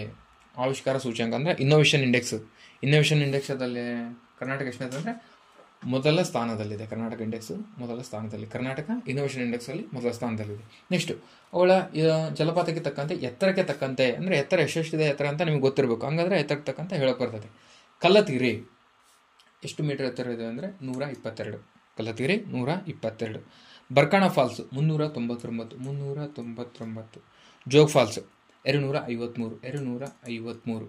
ಮಾಗೋಡ್ ಫಾಲ್ಸು 198 ಮೀಟ್ರ್ ಎತ್ತರ ಇದೆ. ಓಕೆನಾ? ಇದನ್ನ ಈಗ ಆರ್ಡರ್ ವೈಸ್ ಹೊಂದಿಸೋದಾದರೆ ಇದಕ್ಕೆ ಫಸ್ಟ್ನೇ ಆಪ್ಷನ್ನೇ ರೈಟ್ ಆಗ್ತದೆ. ಕಲ್ಲದಗಿರಿ, ಬರ್ಕಣ, ಜೋಗ್ ಫಾಲ್ಸು, ಮಾಗೋಡ್ ಅಂತ. ಓಕೆ, ಕೆಳಗಿನ ಯಾವ ವಿಟಮಿನ್ ಕೆಂಪು ರಕ್ತ ಕಣಗಳ ರಚನೆಯನ್ನು ಅವಶ್ಯಕವಾಗಿದೆ? ಕಬ್ಬಿಣವನ್ನು ಹೀರಿಕೊಳ್ಳಲು ಸಹಾಯ ಮಾಡುತ್ತದೆ. ದೇಹದಲ್ಲಿ ಮೆದುಳು ಮತ್ತು ನರಮಂಡಲ ಪೋಷಿಸುತ್ತದೆ ಮತ್ತು ಅದನ್ನು ಮೂಗಿನ ಸಿಂಪಡಣೆಯಿಂದ ಅಭಿವೃದ್ಧಿಪಡಿಸಲಾಗಿದೆ ಅಂತ ಅಂದರೆ ಇದು ಯಾವುದಂದ್ರೆ right answer vitamin B12. Next 13ನೇ ಕ್ವಶನ್, ಇಷ್ಟೆಲ್ಲ ಸ್ಟೋರಿ ಕೊಡ್ತಾರಲ್ವ, ಅದಕ್ಕಿಂತ ಇಲ್ಲಿಂದ ಇಷ್ಟೇ ಕ್ವಶನ್ ಇದಕ್ಕೆ. ಓಕೆನಾ? ಇಷ್ಟೇ ಕ್ವಶನ್ ಅದು, ಬಟ್ ಇಷ್ಟು ಕೊಟ್ಟಿದ್ದಾರೆ. ಬಟ್ ನಾವು ಇವಾಗ ಬಿಡಿಸೋದ್ರಿಂದ ಇಷ್ಟನ್ನ ನೋಡೋಣ. ಬಟ್ ಎಕ್ಸಾಮಲ್ಲಿ ಅಷ್ಟಕ್ಕೆ ಅಪ್ರೋಚ್ ಇರಬೇಕು ನಿಮ್ದು, ಇಲ್ಲಿಂದ ಇಷ್ಟಕ್ಕೆ ಇರಬೇಕು. ಓಕೆನಾ? ಅಂದರೆ ಟೈಮ್ ಉಳಿತದೆ. ಓಕೆ, ಕ್ವಶನ್ ಏನು ಕೊಟ್ಟಿದ್ದಾನೆ 13ನೇದು, ಪ್ರೋಟೀನ್ಗಳು, ಕಾರ್ಬೋಹೈಡ್ರೇಟ್ಗಳು ಮತ್ತು ಲಿಪಿಡ್ಗಳಂತಹ ಆಹಾರದಲ್ಲಿರುವ ಪೋಷಕಾಂಶಗಳ ಕ್ರಮವಾಗಿ ಪ್ರ್ಯಾಂಕಿಯಾಟಿಕ್ ಜೀರ್ಣಕಾರಿ ಕಿಣ್ವಗಳಾದ ಪ್ರೋಟಿಯಾಸಿಡ್ಗಳು, ಕಾರ್ಬೋಹೈಡ್ರೇಟ್ಗಳು ಮತ್ತು ಲಿಪಿಡ್ಸ್ಗಳಿಂದ ಜೀರ್ಣವಾಗುತ್ತವೆ. ಜೀರ್ಣಕಾರಿ ಕಿಣ್ವಗಳು ಸಸ್ಯ ಮೂಲಗಳಾಗಿವೆ. ಜೀರ್ಣಕಾರಿಯ ಪ್ರಕ್ರಿಯೆಯನ್ನು ವರ್ಧಿಸಲು ಪೂರಕವಾಗಿ ಸೂಚಿಸಲಾದ ಕೆಳಗಿನ ಯಾವ ಹಣ್ಣುಗಳಲ್ಲಿ ಲಿಪಿಡ್ ಕೊಬ್ಬಿನ ಜೀರ್ಣಕಾರಿ ಕಿಣ್ವಗಳು ಸಮೃದ್ಧ ಮೂಲವಾಗಿದೆ ಅಂತ ಕೊಟ್ಟಿದ್ದಾನೆ. ಇದು ರೈಟ್ ಆನ್ಸರ್ ಯಾವುದಂದ್ರೆ ಅವಕಾಡೋ ರೈಟ್ ಆನ್ಸರ್ ಇದಕ್ಕೆ. ನೆಕ್ಸ್ಟ್ 15ನೇದು, ಭೂಮಿಯ ಓಝೋನ್ ಪದರ ಕ್ರಮೇಣ ತೆಳುವಾಗುವುದು ವಾಯುಮಂಡಲದಲ್ಲಿನ ವಾತಾವರಣ ಗುರಾಣಿ ಜಾಗತಿಕ ಪರಿಸರವಂತ ಸಂಕೇತವಾಗಿದೆ. ಓಝೋನ್ ಪದರ ಸವಕಳಿಯು ಕ್ಲೋರೋಫ್ಲೋರೋಕಾರ್ಬನ್ಗಳಿಂದ ಉಂಟಾಗುತ್ತದೆ. ಕೆಳಗಿನವುಗಳಲ್ಲಿ ಯಾವುದು ಕ್ಲೋರೋಫ್ಲೋರೋಕಾರ್ಬನ್ಗಳ ಗುಂಪಿಗೆ ಸೇರಿಲ್ಲ ಅಂತ ಕೇಳಿದ್ದೇನೆ. ಯಾವುದು ಸೇರಿಲ್ಲ ಅಂತ ಕೇಳಿದ್ದೇನೆ ಅಂದರೆ ಇದಕ್ಕೆ ರೈಟ್ ಆನ್ಸರ್ ಕಾರ್ಬನ್ ಡೈಆಕ್ಸೈಡ್ ಸೇರಿಲ್ಲ ಇದಕ್ಕೆ. ನೆಕ್ಸ್ಟ್ ಇದರಲ್ಲಿ ಟ್ರೈಫ್ಲೋರೋಮೀಥೇನ್ ಇದೆ, ಡೆಕ್ಲೋಕ್ಲೋರೋಮೀಥೇನ್ ಇದೆ, ಡೈಪ್ಲೋರೋಮೀಥೇನ್, ಇವು 3 ಇದಾವೆ. ಕಾರ್ಬನ್ ಡೈಆಕ್ಸೈಡ್ ಇಲ್ಲ. ನೆಕ್ಸ್ಟ್ ಗೋಲ್ಡನ್ ರೈಸ್ ಯಾವ ಕೊರತೆಯನ್ನು ನೀಗಿಸಲು ಸೇವಿಸಲಾಗುತ್ತದೆ? ಅಂದರೆ ಇವಾಗ ಈ ಕೆಳಗಿನ ಯಾವ ವಿಟಮಿನ್ ಕೊರತೆ ಆದಾಗ ಗೋಲ್ಡನ್ ರೈಸನ್ನು ಉಪಯೋಗ ಮಾಡ್ತೀವಿ ಅಂತ ಕೂಡ ಕ್ವಶನ್ ಕೇಳ್ಬೋದು ಅವನು. ಓಕೆನಾ? ಹಾಗಿರೋದ್ರಿಂದ ಇದಕ್ಕೆ right answer golden rice vitamin ಎಗೆ. ನೆಕ್ಸ್ಟ್ ಪ್ರತ್ಯೇಕಿಸಿ ಶುದ್ಧೀಕರಿಸಿದ ಮೊದಲ ಕಿಣ್ವ ಯಾವುದಂದ್ರೆ ಯೂರಿಯಸ್. ಪ್ರತ್ಯೇಕಿಸಿ ಶುದ್ಧೀಕರಿಸಿದ ಮೊದಲ ಕಿಣ್ವ ಯೂರಿಯಸ್. ಲೈಸೋಸೋಮ್ಸ್ ಡ್ಯಾಶ್ ಒಂದ್ವೇ ಲೈಸೋಸೋಮ್ಸ್ ಹ್ಯಾವ್ ಅಂತ ಕ್ವಶನ್ ಬಂದರೆ ಇದಕ್ಕೆ ಯಾವುದಂದ್ರೆ ಹೈಡ್ರೋಲಿಟಿಕ್ ಆಕ್ಟಿವಿಟೀಸ್. ನೆಕ್ಸ್ಟ್ 20ನೇ ಕ್ವಶನ್, ಕೆಳಗಿನವುಗಳಲ್ಲಿ ಯಾವುದು ಸ್ವಯಂ ನಿರೋಧಕ ಕಾಯಿಲೆಯಾಗಿದೆ ಅಂದರೆ ರೊಮ್ಯಾಟಿಕ್ ಸಂಧಿವಾತ ಇದು ಒಂದು ಸ್ವಯಂ ನಿರೋಧಕ ಕಾಯಿಲೆಯಾಗಿದೆ. 18ನೇ ಕ್ವಶನ್ ಏನು ಕೇಳ್ತಾನೆ, ನವಜಾತ ಶಿಶುವು ಪ್ರತಿಕಾಯಗಳ ಜರಾಯು ವರ್ಗಾವಣೆಯ ಮೂಲಕ ಡ್ಯಾಶ್ ಪ್ರತಿರಕ್ಷೆಯನ್ನು ಪಡೆದುಕೊಳ್ಳುತ್ತದೆ. ನವಜಾತ ಶಿಶುವು ಪ್ರತಿಕಾಯಗಳ ಜರಾಯು ವರ್ಗಾವಣೆಯ ಮೂಲಕ ಡ್ಯಾಶ್ ಪ್ರತಿರಕ್ಷೆಯನ್ನು ಪಡೆದುಕೊಳ್ಳುತ್ತದೆ. ಇದಕ್ಕೆ ರೈಟ್ ಆನ್ಸರ್ ಏನಂದರೆ ನೈಸರ್ಗಿಕ ನಿಷ್ಕ್ರಿಯ. ನಾನು ಯಾಕೆ ಡೈರೆಕ್ಟ್ ಕ್ವಶನ್ ಆನ್ಸರ್ ಮಾಡ್ತಿದ್ದೀನಿ ಅಂದರೆ ನೀವು ಚಿಕ್ಕ ಮಕ್ಕಳಲ್ಲ, ಎಲ್ಲ ಡೀಟೇಲ್ ಹೇಳ್ಕೊಂತ ಹೋದರೆ ವಿಡಿಯೋ ಲೆಂತ್ ಆಗ್ತದೆ ಅಷ್ಟೇ, ಬಿಟ್ಟರೆ ಅದರಲ್ಲಿ ಏನು ಸಿಗಲ್ಲ. ಇಷ್ಟು ಆಪ್ಷನ್ ಓದೋದು, ಇಷ್ಟು ಮಾಡೋದು, ಆಮೇಲೆ ನೀವು ಯಾವ್ದಂತ ಹೇಳ್ರಿ, ಆಮೇಲೆ ಲೈವ್ ಮಾಡ್ರಿ ಅಂತಂದು ಕೆಲವೊಂದಿಷ್ಟು ಕಮೆಂಟ್ಸ್ ಹೇಳಿದ್ರು. ಲೈವ್ ಮಾಡ್ಕೊಂತ ಹೋದ್ರೆ ಇಬ್ಬರದ್ದು ಟೈಮ್ ವೇಸ್ಟ್ ಆಗ್ತದೆ. ನೀವು ಆನ್ಸರ್ ಹೇಳೋರ್ಗು ಕಾಯೋದು ಹಿಂಗಾಗ್ತದೆ. ಅದೆಲ್ಲ ಟೈಮ್ ವೇಸ್ಟ್ ಆಗೋದು ಬೇಡ ಅಂತ ನಾನು ಡೈರೆಕ್ಟ್ ಆನ್ಸರ್ಗೆ ಬರ್ತೀನಿ. ಕ್ವಶನ್ ಆನ್ಸರ್ ನೀವು ಡೌಟ್ ಇದ್ದರೆ ಕ್ವಶನ್ ಪಾಸ್ ಮಾಡಬೇಕು, ಆನ್ಸರ್ ನೋಡ್ಕೋಬೇಕು, ನಿನ್ನ ಮನಸ್ಸಲ್ಲಿ ಇಟ್ಕೋಬೇಕು. ಆಪ್ಷನ್ 2 ರೈಟ್ ಅಂತ ಅನ್ಕೋಬೇಕು. ನಾನು ಹೇಳ್ತೀನಿ ರೈಟರ್ ಹಂಗಂತ ಹಂಗೆ ಕ್ಯಾಲ್ಕುಲೇಷನ್ ಮಾಡ್ಕೊಂತ ಹೋಗಬೇಕು. ಓಕೆ, ನೆಕ್ಸ್ಟ್ ಡ್ಯಾಶ್ ಬಾಡಿ ಪ್ರಕರಣಗಳಿಗೆ ಸಂಬಂಧಿಸಿದಂತೆ ಬಾಕಿ ಪ್ರಕರಣಗಳನ್ನು ಮಾಡಲು ಈ ವ್ಯವಸ್ಥೆಯು ಸಹಾಯ ಮಾಡುತ್ತದೆ. ಅಂದರೆ Tatkal. Okay, next B track ಯಾವುದನ್ನು ಉಲ್ಲೇಖಿಸುತ್ತದೆ? ಬಿ ಟ್ರ್ಯಾಕ್ ಇದು ಬೆಂಗಳೂರು ಸಂಚಾರ ಸುಧಾರಣಾ ಯೋಜನೆ. ಡ್ಯಾಶ್ಗಾಗಿ ವರ್ಣ ವಿಶ್ಲೇಷಣೆಯನ್ನು ಬಳಸುವವರು. ವರ್ಣ ವಿಶ್ಲೇಷಣೆಯನ್ನು ಯಾವ್ಯಾವುದಕ್ಕೂ ಬಳಸ್ತಾರೆ ಅಂತ ಕೇಳಿದ್ರೆ ಮಿಶ್ರಣಗಳನ್ನು ಬೇರ್ಪಡಿಸಲು ಬಳಸ್ತಾರೋ, ಅಥವಾ ಸಂಯುಕ್ತಗಳನ್ನು ಶುದ್ಧೀಕರಿಸಲು ಬಳಸ್ತಾರೋ, ಅಥವಾ ಸಂಯುಕ್ತಗಳ ಶುದ್ಧತೆಯನ್ನು ಪರೀಕ್ಷಿಸಲು ಬಳಸ್ತಾರೆ. ಅಂದರೆ ವರ್ಣ ವಿಶ್ಲೇಷಣೆಯನ್ನು ಬಳಸುವುದು ಯಾವುದಕ್ಕಂದ್ರೆ ಈ ಮೇಲಿನ ಮೂರಕ್ಕೂ ಬಳಸ್ತಾರೆ. ಮಿಶ್ರಣಗಳನ್ನು ಬೇರ್ಪಡಿಸಲು ಬಳಸ್ತಾರೆ, ಸಂಯುಕ್ತಗಳನ್ನು ಶುದ್ಧೀಕರಿಸಲು ಬಳಸ್ತಾರೆ, ಸಂಯುಕ್ತಗಳ ಶುದ್ಧತೆಯನ್ನು ಪರೀಕ್ಷಿಸಲು ಕೂಡ ಬಳಸ್ತಾರೆ. ಓಕೆನಾ. ನೆಕ್ಸ್ಟ್, ನೀರಿನ ವ್ಯವಸ್ಥೆಯ ಕನಿಷ್ಠ ಯಾದೃಚ್ಛಿಕ ಸ್ಥಿತಿ ಯಾವುದು? ನೀರಿನ ವ್ಯವಸ್ಥೆಯ ಕನಿಷ್ಠ ಯಾದೃಚ್ಛಿಕ ಸ್ಥಿತಿ ಯಾವುದು ಅಂದ್ರೆ ಮಂಜುಗಡ್ಡೆ. ನೀರಿನ ವ್ಯವಸ್ಥೆಯ ಯಾದೃಚ್ಛಿಕ ಸ್ಥಿತಿ ಅಂದ್ರೆ ಲೀಸ್ಟ್ ರ್ಯಾಂಡಮ್ ಯಾವುದಂದ್ರೆ ಮಂಜುಗಡ್ಡೆ. ನೆಕ್ಸ್ಟ್, ಕೆಳಗಿನವುಗಳಲ್ಲಿ ಯಾವುದು ಸಂಸ್ಕರಣಕ್ಕೆ ಉದಾಹರಣೆಯಾಗಿದೆ? ಸಂಸ್ಕರಣಕ್ಕೆ ಉದಾಹರಣೆ ಯಾವುದಾಗಿದೆ ಅಂದ್ರೆ ಇದಕ್ಕೆ ರೈಟ್ ಆನ್ಸರು ಕಬ್ಬಿಣದ ತುಕ್ಕು, ಬೆಳ್ಳಿಯ ಕಳಂಕ, ಕಬ್ಬಿಣದ ಅಪಕರ್ಷಣ ಅಂತ ಕೊಡ್ತಾನೆ. ಕಬ್ಬಿಣದ ತುಕ್ಕು ಮತ್ತು ಬೆಳ್ಳಿಯ ಕಳಂಕ ಇವು ಮೂರಕ್ಕೂ ಕೂಡ ಸಂಸ್ಕರಣಕ್ಕೆ ಉದಾಹರಣೆಯಾಗಿದೆ. ನೆಕ್ಸ್ಟ್ 23, ಯಾವ ದೇಶವು ವಿಶ್ವದಲ್ಲಿ ಮೊದಲ ನ್ಯಾನೋ ಯೂರಿಯಾ ಉತ್ಪಾದನಾ ಘಟಕವನ್ನು ಸ್ಥಾಪಿಸಿತು? ನ್ಯಾನೋ ಯೂರಿಯಾ ಉತ್ಪಾದನಾ ಘಟಕವನ್ನು ಯಾವುದು ಸ್ಥಾಪಿಸಿದೆ ಅಂದರೆ ಭಾರತ ಸ್ಥಾಪಿಸಿದೆ. ಯಾವುದರ ನೇತೃತ್ವದಲ್ಲಿ ಅಂದರೆ ಇಫ್ಕೋ, IFFCO, ಇಫ್ಕೋ ಅಂದರೆ Indian farmers fertilisers cooperative cooperative limitation ಅಂತ ಇದು ಇಫ್ಕೋದ ಫುಲ್ ಫಾರ್ಮ್. ಇದು ಯಾವಾಗ ಸ್ಥಾಪನೆ ಆಗ್ತದೆ ಅಂದರೆ ನವೆಂಬರ್ 3, 1967ರಂದು ಇದು ಸ್ಥಾಪನೆ ಆಗ್ತದೆ. ಯಾವುದು? ಇಫ್ಕೋ. ಓಕೆನಾ. ಇದು ಯಾಕೆ ನ್ಯೂಸಲ್ಲಿ ಬಂದಂದರೆ ಇದನ್ನ ನ್ಯಾನೋ ಯೂರಿಯಾವನ್ನು USA ನಾವು ಇಲ್ಲಿಂದ ಎಕ್ಸ್ಪೋರ್ಟ್ ಮಾಡ್ಬೇಕಂತಂದು ಒಪ್ಪಂದ ಆಗಿದೆ. ಅದಕ್ಕೋಸ್ಕರ ನ್ಯೂಸಲ್ಲಿ ಬಂದಿದೆ. ನೆಕ್ಸ್ಟ್, ಅದಕ್ಕೆ ಅವಾಗ ನ್ಯೂಸಲ್ಲಿ ಬಂದಿತ್ತು, ಅದಕ್ಕೆ ಕ್ವಶನ್ ಬಂದಿದೆ ಅದರದ್ದು. ನೆಕ್ಸ್ಟ್, ಡಿಯೋನೈಸ್ಡ್ ನೀರನ್ನು ಡ್ಯಾಶ್ ಬೆಳಕಿಂದ ಪಡೆಯಬಹುದು? ಡಿಯೋನೈಸ್ಡ್ ನೀರನ್ನು ಅಯಾನು ವಿನಿಮಯ ಕ್ರೊಮಟೋಗ್ರಫಿಯಿಂದ ಪಡೆಯಬಹುದಾಗಿರುತ್ತದೆ. ನೆಕ್ಸ್ಟ್, ಕೆಳಗಿನ ಯಾವ ಪ್ರಾಣಿಯಿಂದ ಅಂಗೂರ ಉಣ್ಣೆಯನ್ನು ಪಡೆಯಲಾಗುತ್ತದೆ? ಮೊಲದಿಂದ ಅಂಗೂರ ಉಣ್ಣೆಯನ್ನು ಪಡೆಯಲಾಗುತ್ತದೆ. ಮೊಲದಿಂದ ಪಡೆಯಲಾಗುತ್ತದೆ. ನೆಕ್ಸ್ಟ್, ಸಂವಿಧಾನದ 22ನೇ ಕಲಂ ಕೆಳಗಿನ ಹಕ್ಕನ್ನು ಖಾತರಿಪಡಿಸುತ್ತದೆ. 22ನೇ ಕಲಂ ಯಾವುದಕ್ಕೆ ಸಂಬಂಧಿಸಿದೆ? ಸಂವಿಧಾನದ 22ನೇ ಕಲಂ ಯಾವುದಕ್ಕೆ ಸಂಬಂಧಿಸುತ್ತದೆ ಅಂದರೆ ರಕ್ಷಣೆ, ಸೆರೆವಾಸದಿಂದ ರಕ್ಷಣೆ, ದಸ್ತಗಿರಿ ಹಾಗೂ ಸೆರೆವಾಸದಿಂದ ರಕ್ಷಣೆ ಕೊಡೋದು 22ನೇ ವಿಧಿಯಾಗಿರ್ತದೆ. 22ನೇ ಕಲಂ ಆಗಿರ್ತದೆ. ಓಕೆ, 22ನೇ ಕಲಂ. ಓಕೆ. ನೆಕ್ಸ್ಟ್ 30, ಪಂಚಾಯತ್ಗಳ ರಚನೆ. ಇದು ಯಾವ್ಯಾವ ವಿಧಿ ಅಂತ ಕೊಡ್ತಾನೆ, ಯಾವ್ಯಾವ ಕಲಂಗೆ ಸಂಬಂಧಿಸ್ತದೆ ಅಂತ ಕೊಡ್ತಾನೆ. ಓಕೆನಾ. ಪಂಚಾಯತ್ಗಳ ರಚನೆ ಇದು 243B. ಪಂಚಾಯತ್ಗಳ ರಚನೆ ಸಂಬಂಧಿಸುವುದು ಯಾವುದಂದ್ರೆ 243B. ಆಮೇಲೆ ಪುರಸಭೆ ಇದು ಕೂಡ 243Q ಇದು. ಓಕೆನಾ. ನೆಕ್ಸ್ಟ್, ರಾಜ್ಯಗಳಲ್ಲಿನ ಶಾಸಕಾಂಗ ರಚನೆ ಯಾವುದಂದ್ರೆ 168ನೇ ಕಲಂ. ಆಮೇಲೆ ಶಾಸನ ಸಭೆಗಳ ಸಂಯೋಜನೆ ಯಾವುದಂದ್ರೆ 170. ಶಾಸನ ಸಭೆಗಳ ಸಂಯೋಜನೆ 170. ಓಕೆ, ಇಲ್ಲಿ ಕೆಳಗಿದ್ದಾವೆ, ಹೊಂದಿಸ್ಕೋಬಹುದು ನೀವು.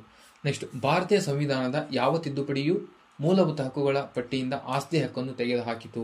ಭಾರತೀಯ ಸಂವಿಧಾನದ ಯಾವ ತಿದ್ದುಪಡಿಯ ಮೂಲಭೂತ ಹಕ್ಕುಗಳನ್ನು ಆಸ್ತಿ ಹಕ್ಕನ್ನು ತೆಗೆದು ಹಾಕ್ತದೆ ಅಂದರೆ 1974ರಲ್ಲಿ ಮಾಡ್ತಾರೆ. ಇದನ್ನ 1976ರಲ್ಲಿ ಮಾಡ್ತಾರೆ, 44ನೇ ತಿದ್ದುಪಡಿ ಮೂಲಕ. ನೆಕ್ಸ್ಟ್, ಕೆಳಗಿನಗಳಲ್ಲಿ ಯಾವುದು ಸರಿಯಾಗಿದೆ ಅಂತ ಕೇಳಿದ್ದೇನೆ. ಭಾರತೀಯ ಸಂವಿಧಾನದ 6ನೇ ಅನುಚ್ಛೇದ ಬಗ್ಗೆ ಕೇಳಿದ್ದೇನೆ. 6th ಶೆಡ್ಯೂಲ್ ಬಗ್ಗೆ ಮಾತಾಡ್ತಿದ್ದಾನೆ ಈ ಕ್ವಶನ್ಲಿ. ಇದರಲ್ಲಿ ಮೇಘಾಲಯ, ತ್ರಿಪುರ, ಮಿಜೋರಾಂ ರಾಜ್ಯಗಳಲ್ಲಿ ಬುಡಕಟ್ಟು ಪ್ರದೇಶಗಳ ಆಡಳಿತಕ್ಕೆ ಮಾತ್ರ ಅಂತ ಕೊಟ್ಟಿರೋದಕ್ಕೆ ಇದು ಹೋಯ್ತು. ಯಾಕಂದರೆ ಆ 6th ಶೆಡ್ಯೂಲಲ್ಲಿ ಮೇಘಾಲಯ ಬರುತ್ತೆ, ತ್ರಿಪುರ ಬರುತ್ತೆ, ಮಿಜೋರಾಂ ಬರುತ್ತೆ, ಅಸ್ಸಾಂ ಕೂಡ ಬರುತ್ತೆ.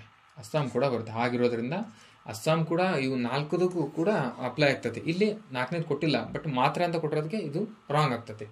ನೆಕ್ಸ್ಟ್, ಜಿಲ್ಲೆಗಳಲ್ಲಿ ಸ್ವಾಯತ್ತ ಜಿಲ್ಲೆ ಮಂಡಳಿ ವಿಭಜಿಸಲು ರಾಜ್ಯಪಾಲರಿಗೆ ಅಧಿಕಾರ ನೀಡಲಾಗಿದೆ. ಹೌದು, 2ನೇ ಆಪ್ಷನ್ ರೈಟ್. ಆಗಿರೋದ್ರಿಂದ ಇದರ ಇಂಟರ್ಲಿಂಕ್ ಆಗಿ ನಿನ್ನೆ ಪೇಪರಲ್ಲಿ ಗ್ರೂಪ್ ಸಿ ಬಿಡಿಸಿದ್ದೀನಲ್ವಾ, JE ಪೇಪರು, ಅದರಲ್ಲಿ ಇದ್ರ ರಿಲೇಟೆಡ್ ಒಂದು ಕ್ವಶನ್ ಬಂದಿದೆ. ನೀವು ನಿನ್ನೆ ಕ್ಲಾಸ್ ನೋಡಿದ್ರೆ ಅರ್ಥ ಆಗುತ್ತೆ ನಿಮಗೆ. ನೆಕ್ಸ್ಟ್ 34ನೇ ಕ್ವಶನ್ ಏನಿದೆ, ಭಾರತೀಯ ಸಂವಿಧಾನದ ಯಾವ ಅನುಬಂಧವು ಭಾರತದ ಶಾಸ್ತ್ರೀಯ ಭಾಷೆಗಳ ಕುರಿತು ದಾಖಲೆ ಮಾಡ್ತದೆ ಅಂದರೆ 8ನೇ ಅನುಚ್ಛೇದ, 8ನೇದು. ಯಾವುದೇ ಅನುಬಂಧ ಅಂದರೆ 8ನೇದು. ನೆಕ್ಸ್ಟ್, ಸಂವಿಧಾನದ ಯಾವ ಭಾಗವು ಭಾರತವನ್ನು ಜಾತ್ಯತೀತ ರಾಜ್ಯವೆಂದು ವಿವರಿಸುತ್ತದೆ? ಸಂವಿಧಾನದ ಯಾವುದರಲ್ಲಿ ಜಾತ್ಯತೀತ ಎಂದು ವಿವರಣೆ ಮಾಡಲಾಗಿದೆ ಅಂತ ಅಂದರೆ ಅದು ಪ್ರಸ್ತಾವನೆಯಲ್ಲಿ ಜಾತ್ಯತೀತ ಎಂದು ವಿವರಣೆ ಮಾಡಲಾಗಿದೆ. ನೆಕ್ಸ್ಟ್, ಸಂವಿಧಾನದ ತಿದ್ದುಪಡಿಗಳಿಗೆ ಪ್ರತ್ಯೇಕತೆಯ ಸಿದ್ಧಾಂತವನ್ನು ಭಾರತದ ಸರ್ವೋಚ್ಚ ನ್ಯಾಯಾಲಯ ಅನ್ವಯಿಸಿದ ಪ್ರಕರಣ ಯಾವುದಂದ್ರೆ ರಿವೈಸ್ ಕೀ ಆನ್ಸರ್ ಪ್ರಕಾರ ಕಿಹೋಟಾ ಹುಲ್ಲಾಹನ್ ವಿರುದ್ಧ ಜಚಿವ್ಲು ಅಂತ ಬಂದಿದಲ್ವ, ಲಾಸ್ಟ್ನೇ ಆಪ್ಷನ್ ಅದೇ ರೈಟ್ ಅದಕ್ಕೆ. ನೆಕ್ಸ್ಟ್ 36, ಕೇಂದ್ರ ರಾಜ್ಯ ಮತ್ತು ಸಂಬಂಧಗಳ ಸಮಸ್ಯೆಗಳಿಗೆ ಪರಿಹರಿಸಲು 2007ರಲ್ಲಿ ಭಾರತ ಸರ್ಕಾರ ಸ್ಥಾಪಿಸಿದ ಆಯೋಗ ಅದು ಯಾವುದು? ನಿನ್ನೆ ಕ್ವಶನ್ನಲ್ಲೂ ಕೂಡ, ನಿನ್ನೆ ಪೇಪರಲ್ಲಿ ಕೂಡ ಇದ್ರ ಬಗ್ಗೆ ಕ್ಲೀನಾಗಿ ಹೇಳ್ತೀನಿ. ಇದಕ್ಕೆ ರೈಟ್ ಆನ್ಸರ್ 2007 ಅಂತ ಬಂದಿರೋದಕ್ಕೆ ಪುಂಚ ಆಯೋಗ. ಇದು ಬರೋದು 1983ರಲ್ಲಿ ಬರ್ತದೆ. ಯಾವುದು ಸರ್ಕಾರಿ ಆಯೋಗ. ಇದು ಮುಂಚೆ ಆಗಿ ಬರೋದು 2007ರಲ್ಲಿ. ನೆಕ್ಸ್ಟ್ ನಿನ್ನೆ ಕ್ಲಾಸಲ್ಲಿ ಹೇಳಿದ್ದೀನಿ ಆಗಲೇ ಅದನ್ನು. 37ನೇ ಕ್ವಶನ್. ಕೆಳಗಿನವುಗಳಲ್ಲಿ ಯಾವುದು ಸಂವಿಧಾನದಡಿ ಹೇಳಲಾದ ತುರ್ತು ನಿಬಂಧನೆಗಳಲ್ಲಿ ಅಲ್ಲ ಅಂತ ಹೇಳ್ತೇನೆ. ತುರ್ತು ನಿಬಂಧನೆಗಳಲ್ಲಿ ನಮ್ಮ ಸಂವಿಧಾನದಲ್ಲಿ 3 ರೀತಿಯ ತುರ್ತು ಪರಿಸ್ಥಿತಿಗಳನ್ನು ಕಾಣ್ತೀವಿ. ಅದರೊಳಗೆ ಕೆಳಗಿನವುದು ಯಾವುದು ಅಲ್ಲ ಅಂತ ಹೇಳ್ತಿದ್ದೇನೆ. ಒಂದೇದು ಯಾವುದೇ 352ನೇ ವಿಧಿ. 352ನೇ ವಿಧಿ ದೇಶಕ್ಕೆ ಬರ್ತದೆ. ಆಮೇಲೆ ರಾಜ್ಯ ತುರ್ತು ಪರಿಸ್ಥಿತಿ 356, ಆರ್ಥಿಕ ತುರ್ತು ಪರಿಸ್ಥಿತಿ 360. ಇದು ನೈಸರ್ಗಿಕ ವಿಕೋಪದಿಂದ ಪರಿಸ್ಥಿತಿ ಆದಾಗ ತುರ್ತು ಪರಿಸ್ಥಿತಿ ಹೇರ್ಬೇಕಂತಂದು ನಮಗೆ ತುರ್ತು ಪರಿಸ್ಥಿತಿ ಸಂವಿಧಾನದಲ್ಲಿ ಇಲ್ಲ. ಆಗಿರೋದ್ರಿಂದ ಯಾವುದು ನಿಬಂಧನೆಗಳಿಲ್ಲ ಅಂತ ಅಂದರೆ ಒಂದೇ ನಿಬಂಧನೆಗಳಿಲ್ಲ. ಹಾಗಾಗಿ ಒಂದೇ ಆಪ್ಷನ್ ನಿಮಗೆ ರೈಟ್. ನೆಕ್ಸ್ಟ್, ಭಾರತೀಯ ಸಂವಿಧಾನದ ಕಲಂ 338A ಅಡಿಯಲ್ಲಿ ರಚಿಸಲಾದ ರಾಷ್ಟ್ರೀಯ ಆಯೋಗವನ್ನು ಈ ರೀತಿಯಾಗಿ ಕರೆಯಲಾಗುತ್ತದೆ. 338A ಅದು ST ಬಗ್ಗೆ ಮಾತಾಡ್ತದೆ. ST ಬಗ್ಗೆ ಮಾತಾಡ್ತದೆ, ಶೆಡ್ಯೂಲ್ ಟ್ರೈಬ್ ಬಗ್ಗೆ ಮಾತಾಡ್ತದೆ. ಆಗಿರೋದ್ರಿಂದ ಒಂದೇ ಆಪ್ಷನ್ ರೈಟು. ಹಾಗಾದರೆ SC ಬಗ್ಗೆ ಯಾವುದಂದರೆ 338. ST 338A. 338A ಇದು ಯಾವಾಗ ಆಗ್ತೈತೆ ಅಂದರೆ 2003ರಲ್ಲಿ 89ನೇ ತಿದ್ದುಪಡಿ ಮೂಲಕ SC ಮತ್ತು ST ಡಿವೈಡ್ ಆಗ್ತವೆ. ಓಕೆನಾ, ಅವಾಗ ಆಗ್ತೈತೆ ಅದು. ಹಾಗಾದರೆ 338B ಯಾವ್ದು ಹೇಳ್ರಿ? 338B ಯಾವುದಕ್ಕೆ ಸಂಬಂಧಿಸಿದೆ ಅಂತ ಕಮೆಂಟ್ ಮಾಡಿ ನನಗೆ ಇದನ್ನು. ನೆಕ್ಸ್ಟ್, ಕೆಳಗಿನೊಳಲ್ಲಿ ಯಾವುದು ಸರಿಯಾಗಿದೆ? 103ನೇ ತಿದ್ದುಪಡಿ ಬಗ್ಗೆ ಮಾತಾಡ್ತಿದ್ದಾನೆ. 103ನೇ ತಿದ್ದುಪಡಿ ಬಗ್ಗೆ ಮಾತಾಡ್ತಿದ್ದಾನೆ. ಇದು 2019ರಲ್ಲಿ ಆಗ್ತದೆ. ಭಾರತೀಯ ಸಂವಿಧಾನದ 15ನೇ ಮತ್ತು 16ನೇ ವಿಧಿಗಳಿಗೆ ನಾವು ತಿದ್ದುಪಡಿ ಮಾಡ್ತೀವಿ 103ನೇ ತಿದ್ದುಪಡಿ ಮಾಡುವಾಗ ಅಂತ ಹೇಳ್ತಿದ್ದಾರೆ. ಹೌದು. ಹೆಂಗಂದರೆ 15ರಲ್ಲಿ ಸಬ್ ಕ್ಲಾಸ್ 6, 16ರಲ್ಲಿ ಸಬ್ ಕ್ಲಾಸ್ 6ನ ವಿಧಿಗಳನ್ನು ಸೇರಿಸ್ತಾರೆ. ಹೌದು, ಒಂದೇ ಆಪ್ಷನ್ ರೈಟು. ನೆಕ್ಸ್ಟು, ಸಮಾಜದ ಆರ್ಥಿಕವಾಗಿ ದುರ್ಬಲ ವರ್ಗಕ್ಕೆ ಮೀಸಲಾತಿ ಒದಗಿಸಲು ಕೇಂದ್ರ ರಾಜ್ಯಗಳೆರಡಕ್ಕೂ ಅಧಿಕಾರ ನೀಡಿದೆ. ಹೌದು, ಇದು ಕೂಡ ರೈಟು. EWS related. ಹೌದು. ಅಸ್ತಿತ್ವದಲ್ಲಿರುವ ಮೀಸಲಾತಿಗಳ ಜೊತೆಗೆ ಅಂದರೆ ಈಗ ಆಲ್ರೆಡಿ ಎಷ್ಟು ಮೀಸಲಾತಿ ಇರ್ತದೆ ಅದ್ರ ಜೊತೆಗೆ 10% ಆ್ಯಡ್ ಮಾಡಬೇಕಂತ ಹೇಳಿದೀವಿ ಅಂತ ಹೇಳ್ತಿದ್ದಾರೆ. ಇದು ಕೂಡ ರೈಟು. ಆಗಿರೋದ್ರಿಂದ 3 ಹೇಳಿಕೆಗಳು ಕೂಡ ರೈಟ್ ಆಗಿರ್ತೈತೆ. ಇದರಲ್ಲಿ 3 ಹೇಳಿಕೆಗಳು ಕೂಡ ರೈಟ್ ಆಗಿರುತ್ತೆ. ತಿದ್ದುಪಡಿ ಬಂದಿರೋದಕ್ಕೆ ಇಂಪಾರ್ಟೆಂಟ್ ಯಾವ್ಯಾವ ಅಂತ ಸ್ವಲ್ಪ ನೋಡೋದಾದರೆ 100ನೇ ತಿದ್ದುಪಡಿ ಎದಕ್ಕೆ ಬರ್ತೈತಿ? ಬಾಂಗ್ಲಾದೇಶ ಡಿವೈಡ್ ಆಗೋದ್ರ ಬಗ್ಗೆ. ಬಾಂಗ್ಲಾದೇಶದ ಕೆಲವೊಂದು ಪ್ರದೇಶಗಳು ಅದಕ್ಕೆ ಹೋಗ್ತವೆ, ಕೆಲವೊಂದು ಪ್ರದೇಶಗಳು ಭಾರತಕ್ಕೆ ಬರ್ತವೆ ಅದಕ್ಕೆ. ಆಮೇಲೆ 101 GST ಬಗ್ಗೆ ಮಾತಾಡ್ತೈತೆ. 102 OBC, 102 NCBC. ಓಕೆನಾ. 103 EWS. 103 ಇದೆ EWS, ಇವಾಗ ಮಾತಾಡಿದ್ವಲ್ಲ ಅದರದ್ದು EWS. 104 SC STಗೆ 10% extension reservation. ಆಮೇಲೆ ಆಂಗ್ಲೋ ಇಂಡಿಯನ್ ಅವ್ರನ್ನ ತೆಗೆದುಹಾಕೋದು. 105 ಏನಂದರೆ OBC ರಿಲೇಟೆಡ್ ಮಾತಾಡ್ತೈತಿ. OBC related. ಆಮೇಲೆ 106 ಮಹಿಳೆಯರ ಬಗ್ಗೆ. 106 ಮಹಿಳೆಯರ ಬಗ್ಗೆ. ಅದೇ ಮಹಿಳೆಯರ ಬಗ್ಗೆ ಮಾತಾಡ್ತೈತಿ. 33% ರಿಸರ್ವೇಷನ್ ಕೊಡಬೇಕು ಅನ್ನೋದ್ರ ಬಗ್ಗೆ ಮಹಿಳೆಯರ ಬಗ್ಗೆ ಮಾತಾಡ್ತೈತಿ. ಓಕೆನಾ. ಅದರಲ್ಲಿ 330 ಇದರಲ್ಲಿ ಏನು ಮತ್ತೆ ಇದರಲ್ಲಿ 15-16 ವಿಧಿ ಕೇಳೋದ್ರಿಂದ ಆ ಥರ ಕೇಳೋದಾದರೆ ಇದರಲ್ಲಿ 330A, ಆಮೇಲೆ 332A, ಆಮೇಲೆ 233AA ಈ 3 ವಿಧಿಗಳನ್ನು ತಿದ್ದುಪಡಿ ಮಾಡ್ತಾರೆ ಅದರಲ್ಲಿ 106ನೇ ತಿದ್ದುಪಡಿಯಲ್ಲಿ. ಓಕೆನಾ. ನೆಕ್ಸ್ಟ್ ಲೆವೆಲಲ್ಲಿ ಕೇಳೋದಾದರೆ ಇಲ್ಲಿ ಕೇಳ್ಬೋದು ಅವನು. ಓಕೆ. ನೆಕ್ಸ್ಟ್ 40ನೇ ಕ್ವಶನ್ ಕೇಳಿದಾನೆ. ಸಂವಿಧಾನದಲ್ಲಿ ಕೆಳಗಿನ ಯಾವ ಪಟ್ಟಿ ಅಡಿಯಲ್ಲಿ ಅರಣ್ಯ ವನ್ಯಜೀವಿಗಳು ಕಂಡು ಬರ್ತವೆ? ವನ್ಯಜೀವಿಗಳ ಉಲ್ಲೇಖ ಇದೆ ಯಾವ ಪಟ್ಟಿಯಲ್ಲಿ ಅಂತ ಕೇಳಿದಾನೆ. ಇದಕ್ಕೆ ರೈಟ್ ಆನ್ಸರ್ ಯಾವುದಂದರೆ ಸಮವರ್ತಿ ಪಟ್ಟಿಯಲ್ಲಿ ಇದೆ. ಸಮವರ್ತಿ ಪಟ್ಟಿಯಲ್ಲಿ ಅದರ ಬಗ್ಗೆ ಮಾತಾಡ್ತದೆ. 41ನೇ ಕ್ವಶನು. ತಂಬಾಕು ಸೇವನೆಯನ್ನು ನಿಯಂತ್ರಿಸುವಲ್ಲಿ ತನ್ನ ಪ್ರಯತ್ನಗಳಿಗಾಗಿ ವಿಶ್ವ ಆರೋಗ್ಯ ಸಂಸ್ಥೆ ವಿಶ್ವ ತಂಬಾಕು ರಹಿತ ದಿನ ಪ್ರಶಸ್ತಿಯನ್ನು 2022ರಲ್ಲಿ ಯಾವ ರಾಜ್ಯಕ್ಕೆ ನೀಡಲಾಗಿದೆ? ವಿಶ್ವ ತಂಬಾಕು ರಹಿತ ದಿನ. ಇದು ಕರೆಂಟ್ ಅಫೇರ್ಸು, ಜಾರ್ಖಂಡ್ ಹೋಗ್ಬಿಡ ಮುಂದೆ. ನೆಕ್ಸ್ಟ್ 44. ಭಾರತದಲ್ಲಿ ರಾಷ್ಟ್ರೀಯ ಆದಾಯದ ಅತಿ ದೊಡ್ಡ ಮೂಲ ಯಾವುದಂದರೆ ಸೇವಾ ವಲಯ. ಸೇವಾ ವಲಯದಲ್ಲಿ ಜಾಸ್ತಿ ನಮ್ಮ ದೇಶಕ್ಕೆ ರೆವೆನ್ಯೂ ಬರ್ತಿದೆ. ನೆಕ್ಸ್ಟು ರಾಷ್ಟ್ರೀಯ ಕುಟುಂಬ ಆರೋಗ್ಯ ಸಮೀಕ್ಷೆ. ಇದು ಬಹಳ important. National family health survey 5ನೇ ಸರ್ವೆ ಇದು. ಬಟ್ ರನ್ನಿಂಗ್ ಇರೋದು ಈಗ 6ನೇ ಸರ್ವೆ ಕೂಡ ಮಾಡ್ತಿದ್ದಾರೆ. 6ನೇ ಸರ್ವೆ ಕೂಡ ಬಂದಿದೆ. ಓಕೆನಾ. ಇದು ನ್ಯಾಷನಲ್ ಫ್ಯಾಮಿಲಿ ಹೆಲ್ತ್ ಸರ್ವೆ ಬಗ್ಗೆ ಯಾವಾಗಲೂ ಕ್ವಶನ್ ಕೇಳ್ತಾನೆ. ಅದು ಕೂಡ ನೆನ್ಪಿಟ್ಕೊಳ್ಳಿ. ಇದನ್ನ ಈ ಟಾಪಿಕ್ ನೆನ್ಪಿಟ್ಕೊಳ್ಳಿ. ಇದನ್ನ ನೆಕ್ಸ್ಟು ಓದುವಾಗ ಕ್ಲೀನಾಗಿ ಓದಬೇಕು. ಓಕೆನಾ. ಇದು ಪ್ರಕಾರ ಭಾರತದ ಯಾವ 2 ರಾಜ್ಯಗಳು ಅತಿ ಹೆಚ್ಚು ಅಪ್ರಾಪ್ತ ವಯಸ್ಸಿನ ವಿವಾಹಗಳನ್ನು ಹೊಂದಿದ್ದಾರೆ ಅಂತಂದರೆ ಪಶ್ಚಿಮ ಬಂಗಾಳ ಮತ್ತು ಬಿಹಾರ. ಓಕೆ. ನೆಕ್ಸ್ಟ್ 45ನೇ ಕ್ವಶನ್. ಭಾರತದಲ್ಲಿ ಸರ್ಕಾರಿ ಉದ್ಯೋಗಿಗಳಿಗೆ ತುಟ್ಟಿ ಭತ್ಯೆಯನ್ನು ನಿರ್ಧರಿಸುವ ಆಧಾರ ಯಾವುದು? ತುಟ್ಟಿ ಭತ್ಯೆಯನ್ನು ನಿರ್ಧರಿಸುವ ಆಧಾರ ಯಾವುದು ಅಂದರೆ ಗ್ರಾಹಕ ಬೆಲೆ ಸೂಚ್ಯಂಕ ಆಗಿರ್ತದೆ. ನೆಕ್ಸ್ಟು 43. ಪ್ರಧಾನಮಂತ್ರಿಗಳ ಉದ್ಯೋಗ ಸೃಷ್ಟಿ ಕಾರ್ಯಕ್ರಮ ಯಾವ ವರ್ಷದವರೆಗೆ ವಿಸ್ತರಿಸಲಾಗಿದೆ ಅಂದರೆ 2025 2026ವರೆಗೂ. ಹಾಗಾದರೆ ಇದನ್ನು ಯಾವಾಗ ಸ್ಟಾರ್ಟ್ ಮಾಡಿದ್ರು ಅಂದರೆ ಆಗಸ್ಟ್ 2008ರಲ್ಲಿ ಸ್ಟಾರ್ಟ್ ಮಾಡ್ತಾರೆ ಇದನ್ನ. ಓಕೆನಾ. ನೆಕ್ಸ್ಟ್ ವ್ಯಾನ್ IFRA ಇದು ಯಾವ ವಲಯಕ್ಕೆ ಸಂಬಂಧಿಸಿದ ಒಂದು ಅಂತಾರಾಷ್ಟ್ರೀಯ ಸಂಸ್ಥೆಯಾಗಿದೆ. ಇದೊಂದು ಅಂತಾರಾಷ್ಟ್ರೀಯ ಸಂಸ್ಥೆಯಾಗಿದ್ದು ಯಾವ ವಲಯಕ್ಕೆ ಸಂಬಂಧಿಸಿದೆ ಅಂದರೆ ವೃತ್ತಪತ್ರಿಕೆ ಪ್ರಕಟಣೆ ಮತ್ತು ಸಂಪಾದನೆಗೆ ಸಂಬಂಧಿಸಿದೆ. Next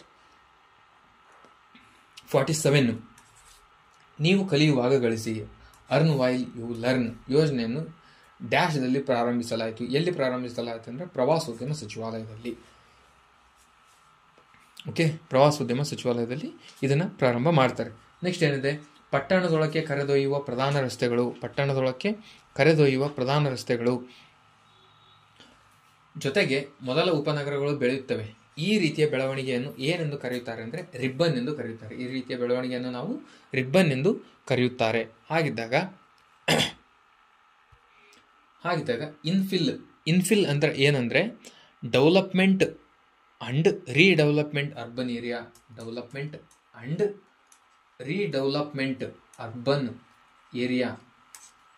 and redevelopment urban area ಏನಂತಾರೆ ಅಂದರೆ ಇನ್ಫಿಲ್ ಅಂತಾರೆ. ಆಮೇಲೆ ಬಫರ್ ಏನಂದ್ರೆ ಸರೌಂಡಿಂಗ್ ಎ ಜಿಯೋಗ್ರಫಿಕಲ್ ಫೀಚರ್ ಇರೋ ಪ್ಲೇಸಸ್ ಏನಂತಾರೆ ಅಂದರೆ ಬಫರ್ ಅಂತ ಕರೀತಾರೆ. ಓಕೆನಾ. ನೆಕ್ಸ್ಟ್ ಕೋಪೆನ್ ಅವರ ಬಗ್ಗೆ ಬಂದತೆ. ಕೋಪೆನ್ ಅವರ ಬಗ್ಗೆ ಯಾವಾಗಲೂ ಒಂದು ಕ್ವಶನ್ ಕೇಳ್ತಾನೆ. ಕೋಪೆನ್ನು ತಾರೆನ್ಸ್ ವೈಟ್ಲಾ ಅಂತ ಒಂದು ಬರ್ತದೆ. ಅಂದರೆ ವಾಯುಗುಣದ ಮೇಲೆ ಇಬ್ರು ಡಿಫೈನ್ ಮಾಡಿದ್ದಾರೆ, ಅಂದರೆ ವರ್ಗೀಕರಣ ಮಾಡಿದ್ದಾರೆ ವಾಯುಗುಣವನ್ನು. ಅದ್ರ ಬಗ್ಗೆ ಕೇಳ್ತಾನೆ. ಇದರಲ್ಲಿ ಏನು ಮಾಡ್ತಾನೆ, ಫಸ್ಟು ABCDE 5 ರೀತಿ ವರ್ಗೀಕರಣ ಮಾಡಿರ್ತಾರೆ. ಅದರೊಳಗೆ ಮತ್ತೆ ಎದ್ರಲ್ಲಿ 1-2-3 ರೀತಿ, ಬಿದ್ರಲ್ಲಿ 1-2-3 ರೀತಿ, ಸಿದಲ್ಲಿ 1-2-3 ರೀತಿ, ಡಿದಲ್ಲಿ 1-2-3 ಈ ಥರ ಡಿವೈಡ್ ಮಾಡಿದ್ರೆ ಅದರೊಳಗೆ BWK ಆಮೇಲೆ ಇದರ B2-3 ಈ ಥರ ಬರ್ತವೆ. ಬಿ ಅನ್ನೋದ್ರಲ್ಲಿ ಒಂದು 4-5 ಬರ್ತವೆ. ಅದರೊಳಗೆ ಒಂದು ಕೇಳಿದಾನೆ. ಓಕೆನಾ. ಇದ್ರಾಗ ಒಂದು 5, ಇದ್ರಾಗ ಒಂದು 5, ಇದ್ರಾಗ ಒಂದು 5, ಟೋಟಲ್ ಅಂದ್ರೆ 25 ನೆನ್ಪಿಟ್ಕೋಬೇಕು ನೀವು. 25ರಲ್ಲಿ ಒಂದು ಕೇಳಿದಾನೆ. ಯಾವುದು BWK ಯಾವುದು ಸೂಚಿಸ್ತದೆ ಅಂದರೆ ಮಧ್ಯ ಅಕ್ಷಾಂಶ ಶೀತ ಮರುಭೂಮಿನ ಸೂಚಿಸ್ತದೆ. ಇಷ್ಟು ಇನ್ ಡೀಟೇಲ್ ಆಗಿ ಕೇಳ್ತಾನೆ ಇದರಲ್ಲಿ KPSC ಹಂಗೆ ಅವನು. ಓಕೆ. ನೆಕ್ಸ್ಟ್ 51ನೇ ಕ್ವಶನ್ ಏನು ಕೇಳಿದಾನೆ, ಶಿಲೆಗಳ ಬಗ್ಗೆ ಕೇಳಿದಾನೆ. ಶಿಲೆಗಳ ಬಗ್ಗೆ ಯಾವಾಗಲೂ ಒಂದು ಕ್ವಶನ್ ಫಿಕ್ಸು. ಓಕೆನಾ. ಇದು ನೆನ್ಪಿಟ್ಕೊಳ್ಳಿ ನೀವು. ಶಿಲೆಗಳ ಬಗ್ಗೆ ಯಾವಾಗಲೂ ಒಂದು ಕ್ವಶನ್ ಫಿಕ್ಸು. ಅಂತಃಸರಣ ಶಿಲೆ, ಬಹಿಸ್ತರಣ ಶಿಲೆ, ಕಣಶಿಲೆ, ರೂಪಾಂತರ ಶಿಲೆ. ಅಂತಃಸರಣ ಶಿಲೆ ಯಾವುದಕ್ಕೆ ರಿಲೇಟೆಡ್ ಅಂದರೆ ಡೋಲರೈಟ್ಗೆ ರಿಲೇಟೆಡ್. ಅಂತಃಸರಣ ಶಿಲೆ ಡೋಲರೈಟ್ಗೆ ರಿಲೇಟೆಡ್. ಆಮೇಲೆ ಬಹಿಸ್ತರಣ ಶಿಲೆ ಯಾವುದಕ್ಕೆ ರಿಲೇಟೆಡ್ ಅಂದರೆ ಬಸಾಲ್ಟ್.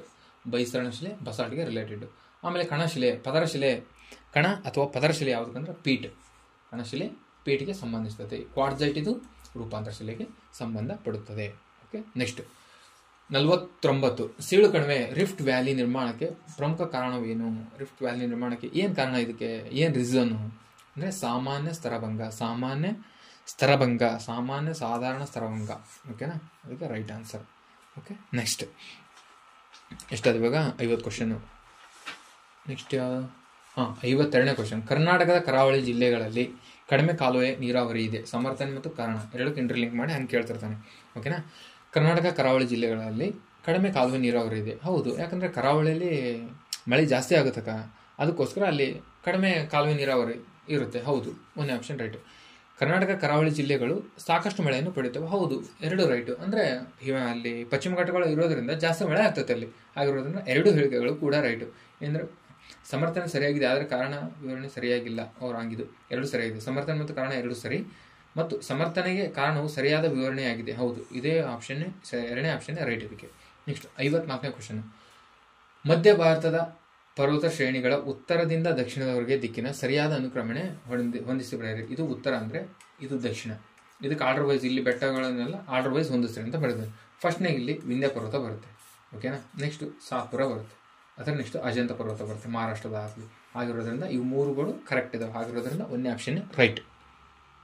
ನೆಕ್ಸ್ಟ್ ಕೆಳಗಿನಗಳಲ್ಲಿ ಸಸ್ಯವರ್ಗ ಕೆಳಗಿನ ಯಾವ ವಿಧಗಳು ಕ್ವಶನ್ ಇಲ್ಲಿದೆ. ಇವುಗಳಲ್ಲಿ ಯಾವುದು ಕರ್ನಾಟಕದಲ್ಲಿ ಕಂಡುಬರುವುದಿಲ್ಲ?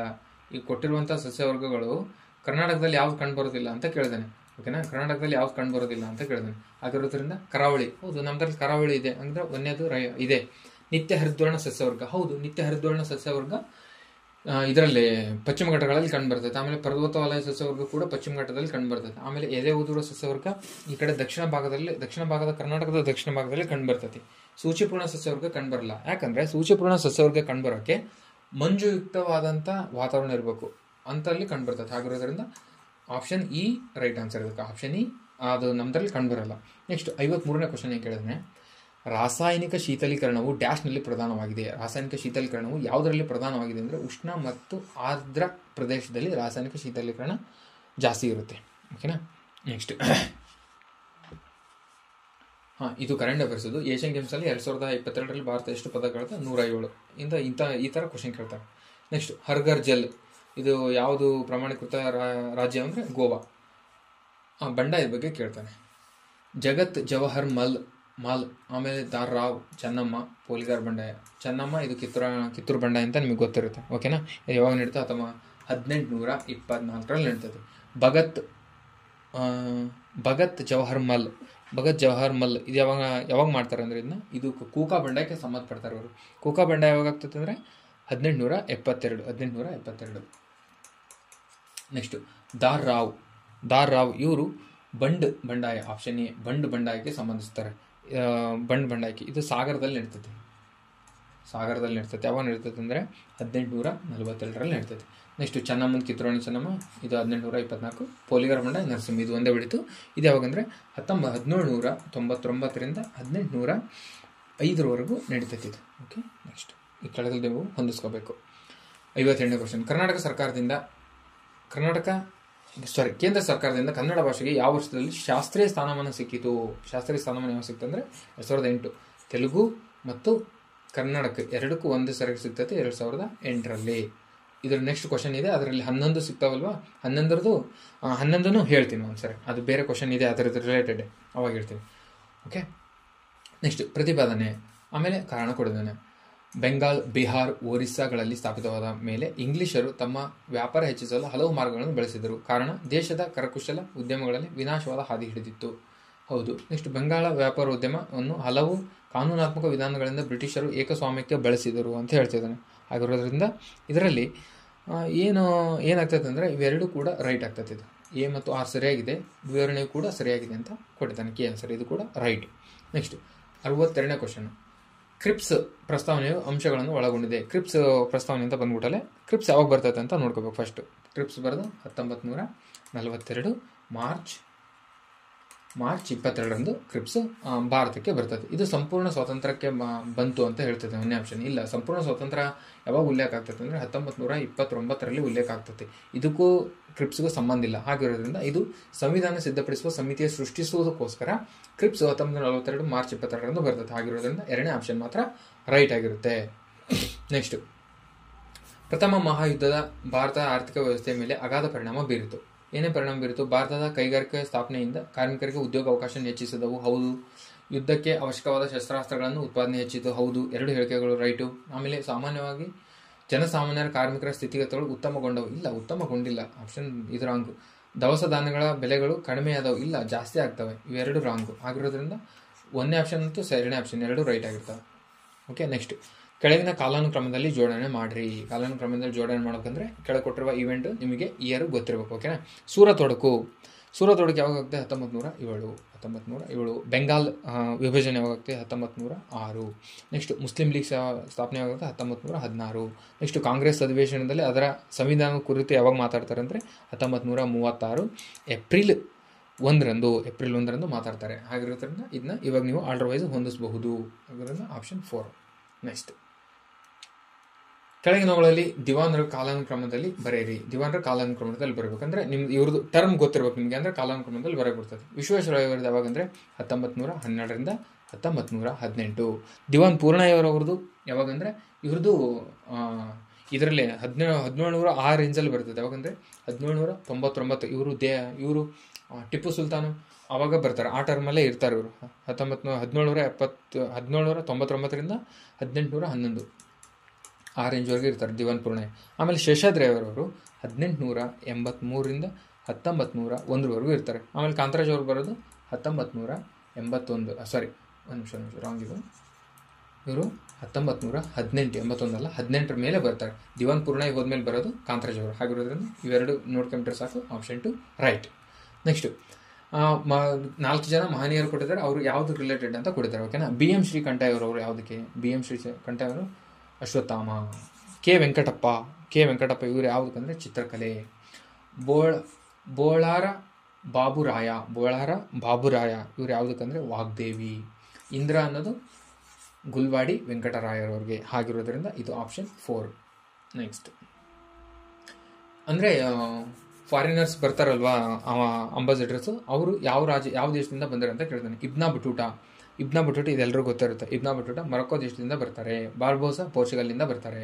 ಅಬ್ದುಲ್ ರಜಾಕ್ ಎಲ್ಲಿಂದ ಬರ್ತಾರೆ? ಪರ್ಷಿಯಾದಿಂದ ಬರ್ತಾರೆ. ಫ್ರಾನ್ಸಿಂದ ಬರೋದು ಟಾರ್ವೇನಿಯರ್. ಓಕೆನಾ. ಇಬ್ನಾ ಬಟೂಟಾ ಯಾರ ಆಸ್ಥಾನಕ್ಕೆ ಬರ್ತಾರೆ ಅಂದರೆ 1ನೇ ಹರಿಹರನ ಆಸ್ಥಾನಕ್ಕೆ ಬರೋದು ಇಬ್ನಾ ಬಟೂಟಾ. ಕೃಷ್ಣದೇವರಾಯನ ಆಸ್ಥಾನಕ್ಕೆ ಬರೋದು ಬಾರ್ಬೋಸಾ. 2ನೇ ದೇವರಾಯನ ಆಸ್ಥಾನಕ್ಕೆ ಬರೋದು ಅಬ್ದುಲ್ ರಜಾಕ್. ದೇವರಾಯನ ಆಸ್ಥಾನಕ್ಕೆ ಬರೋದು ಅಬ್ದುಲ್ ರಜಾಕ್. ನೆಕ್ಸ್ಟ್ 1857 ಮುಂಡ್ರಿಗಿಯಲ್ಲಿ ಬ್ರಿಟಿಷರ ವಿರುದ್ಧ ನಡೆದ ಶಸ್ತ್ರಾಸ್ತ್ರ ದಂಗೆಯಲ್ಲಿ ಪ್ರಮುಖ ವ್ಯಕ್ತಿ ಯಾರಂದರೆ ಮುಂಡ್ರಿಗಿಯ ಭೀಮರಾವ್ ಅಂತ ಫೇಮಸ್ ಇವರು. ಮುಂಡ್ರಿಗಿಯ ಭೀಮರಾವ್. ನೆಕ್ಸ್ಟ್ ಮೈಸೂರು ಚಲೋ ಚಳವಳಿ ಈ ಕೆಳಗಿನ ಯಾವ ಘಟನೆಗೆ ಸಂಬಂಧಿಸಿದೆ? ಮೈಸೂರು ಚಲೋ ಚಳವಳಿ ಈ ಕೆಳಗಿನ ಯಾವ ಘಟನೆಗೆ ಸಂಬಂಧಿಸಿದೆ?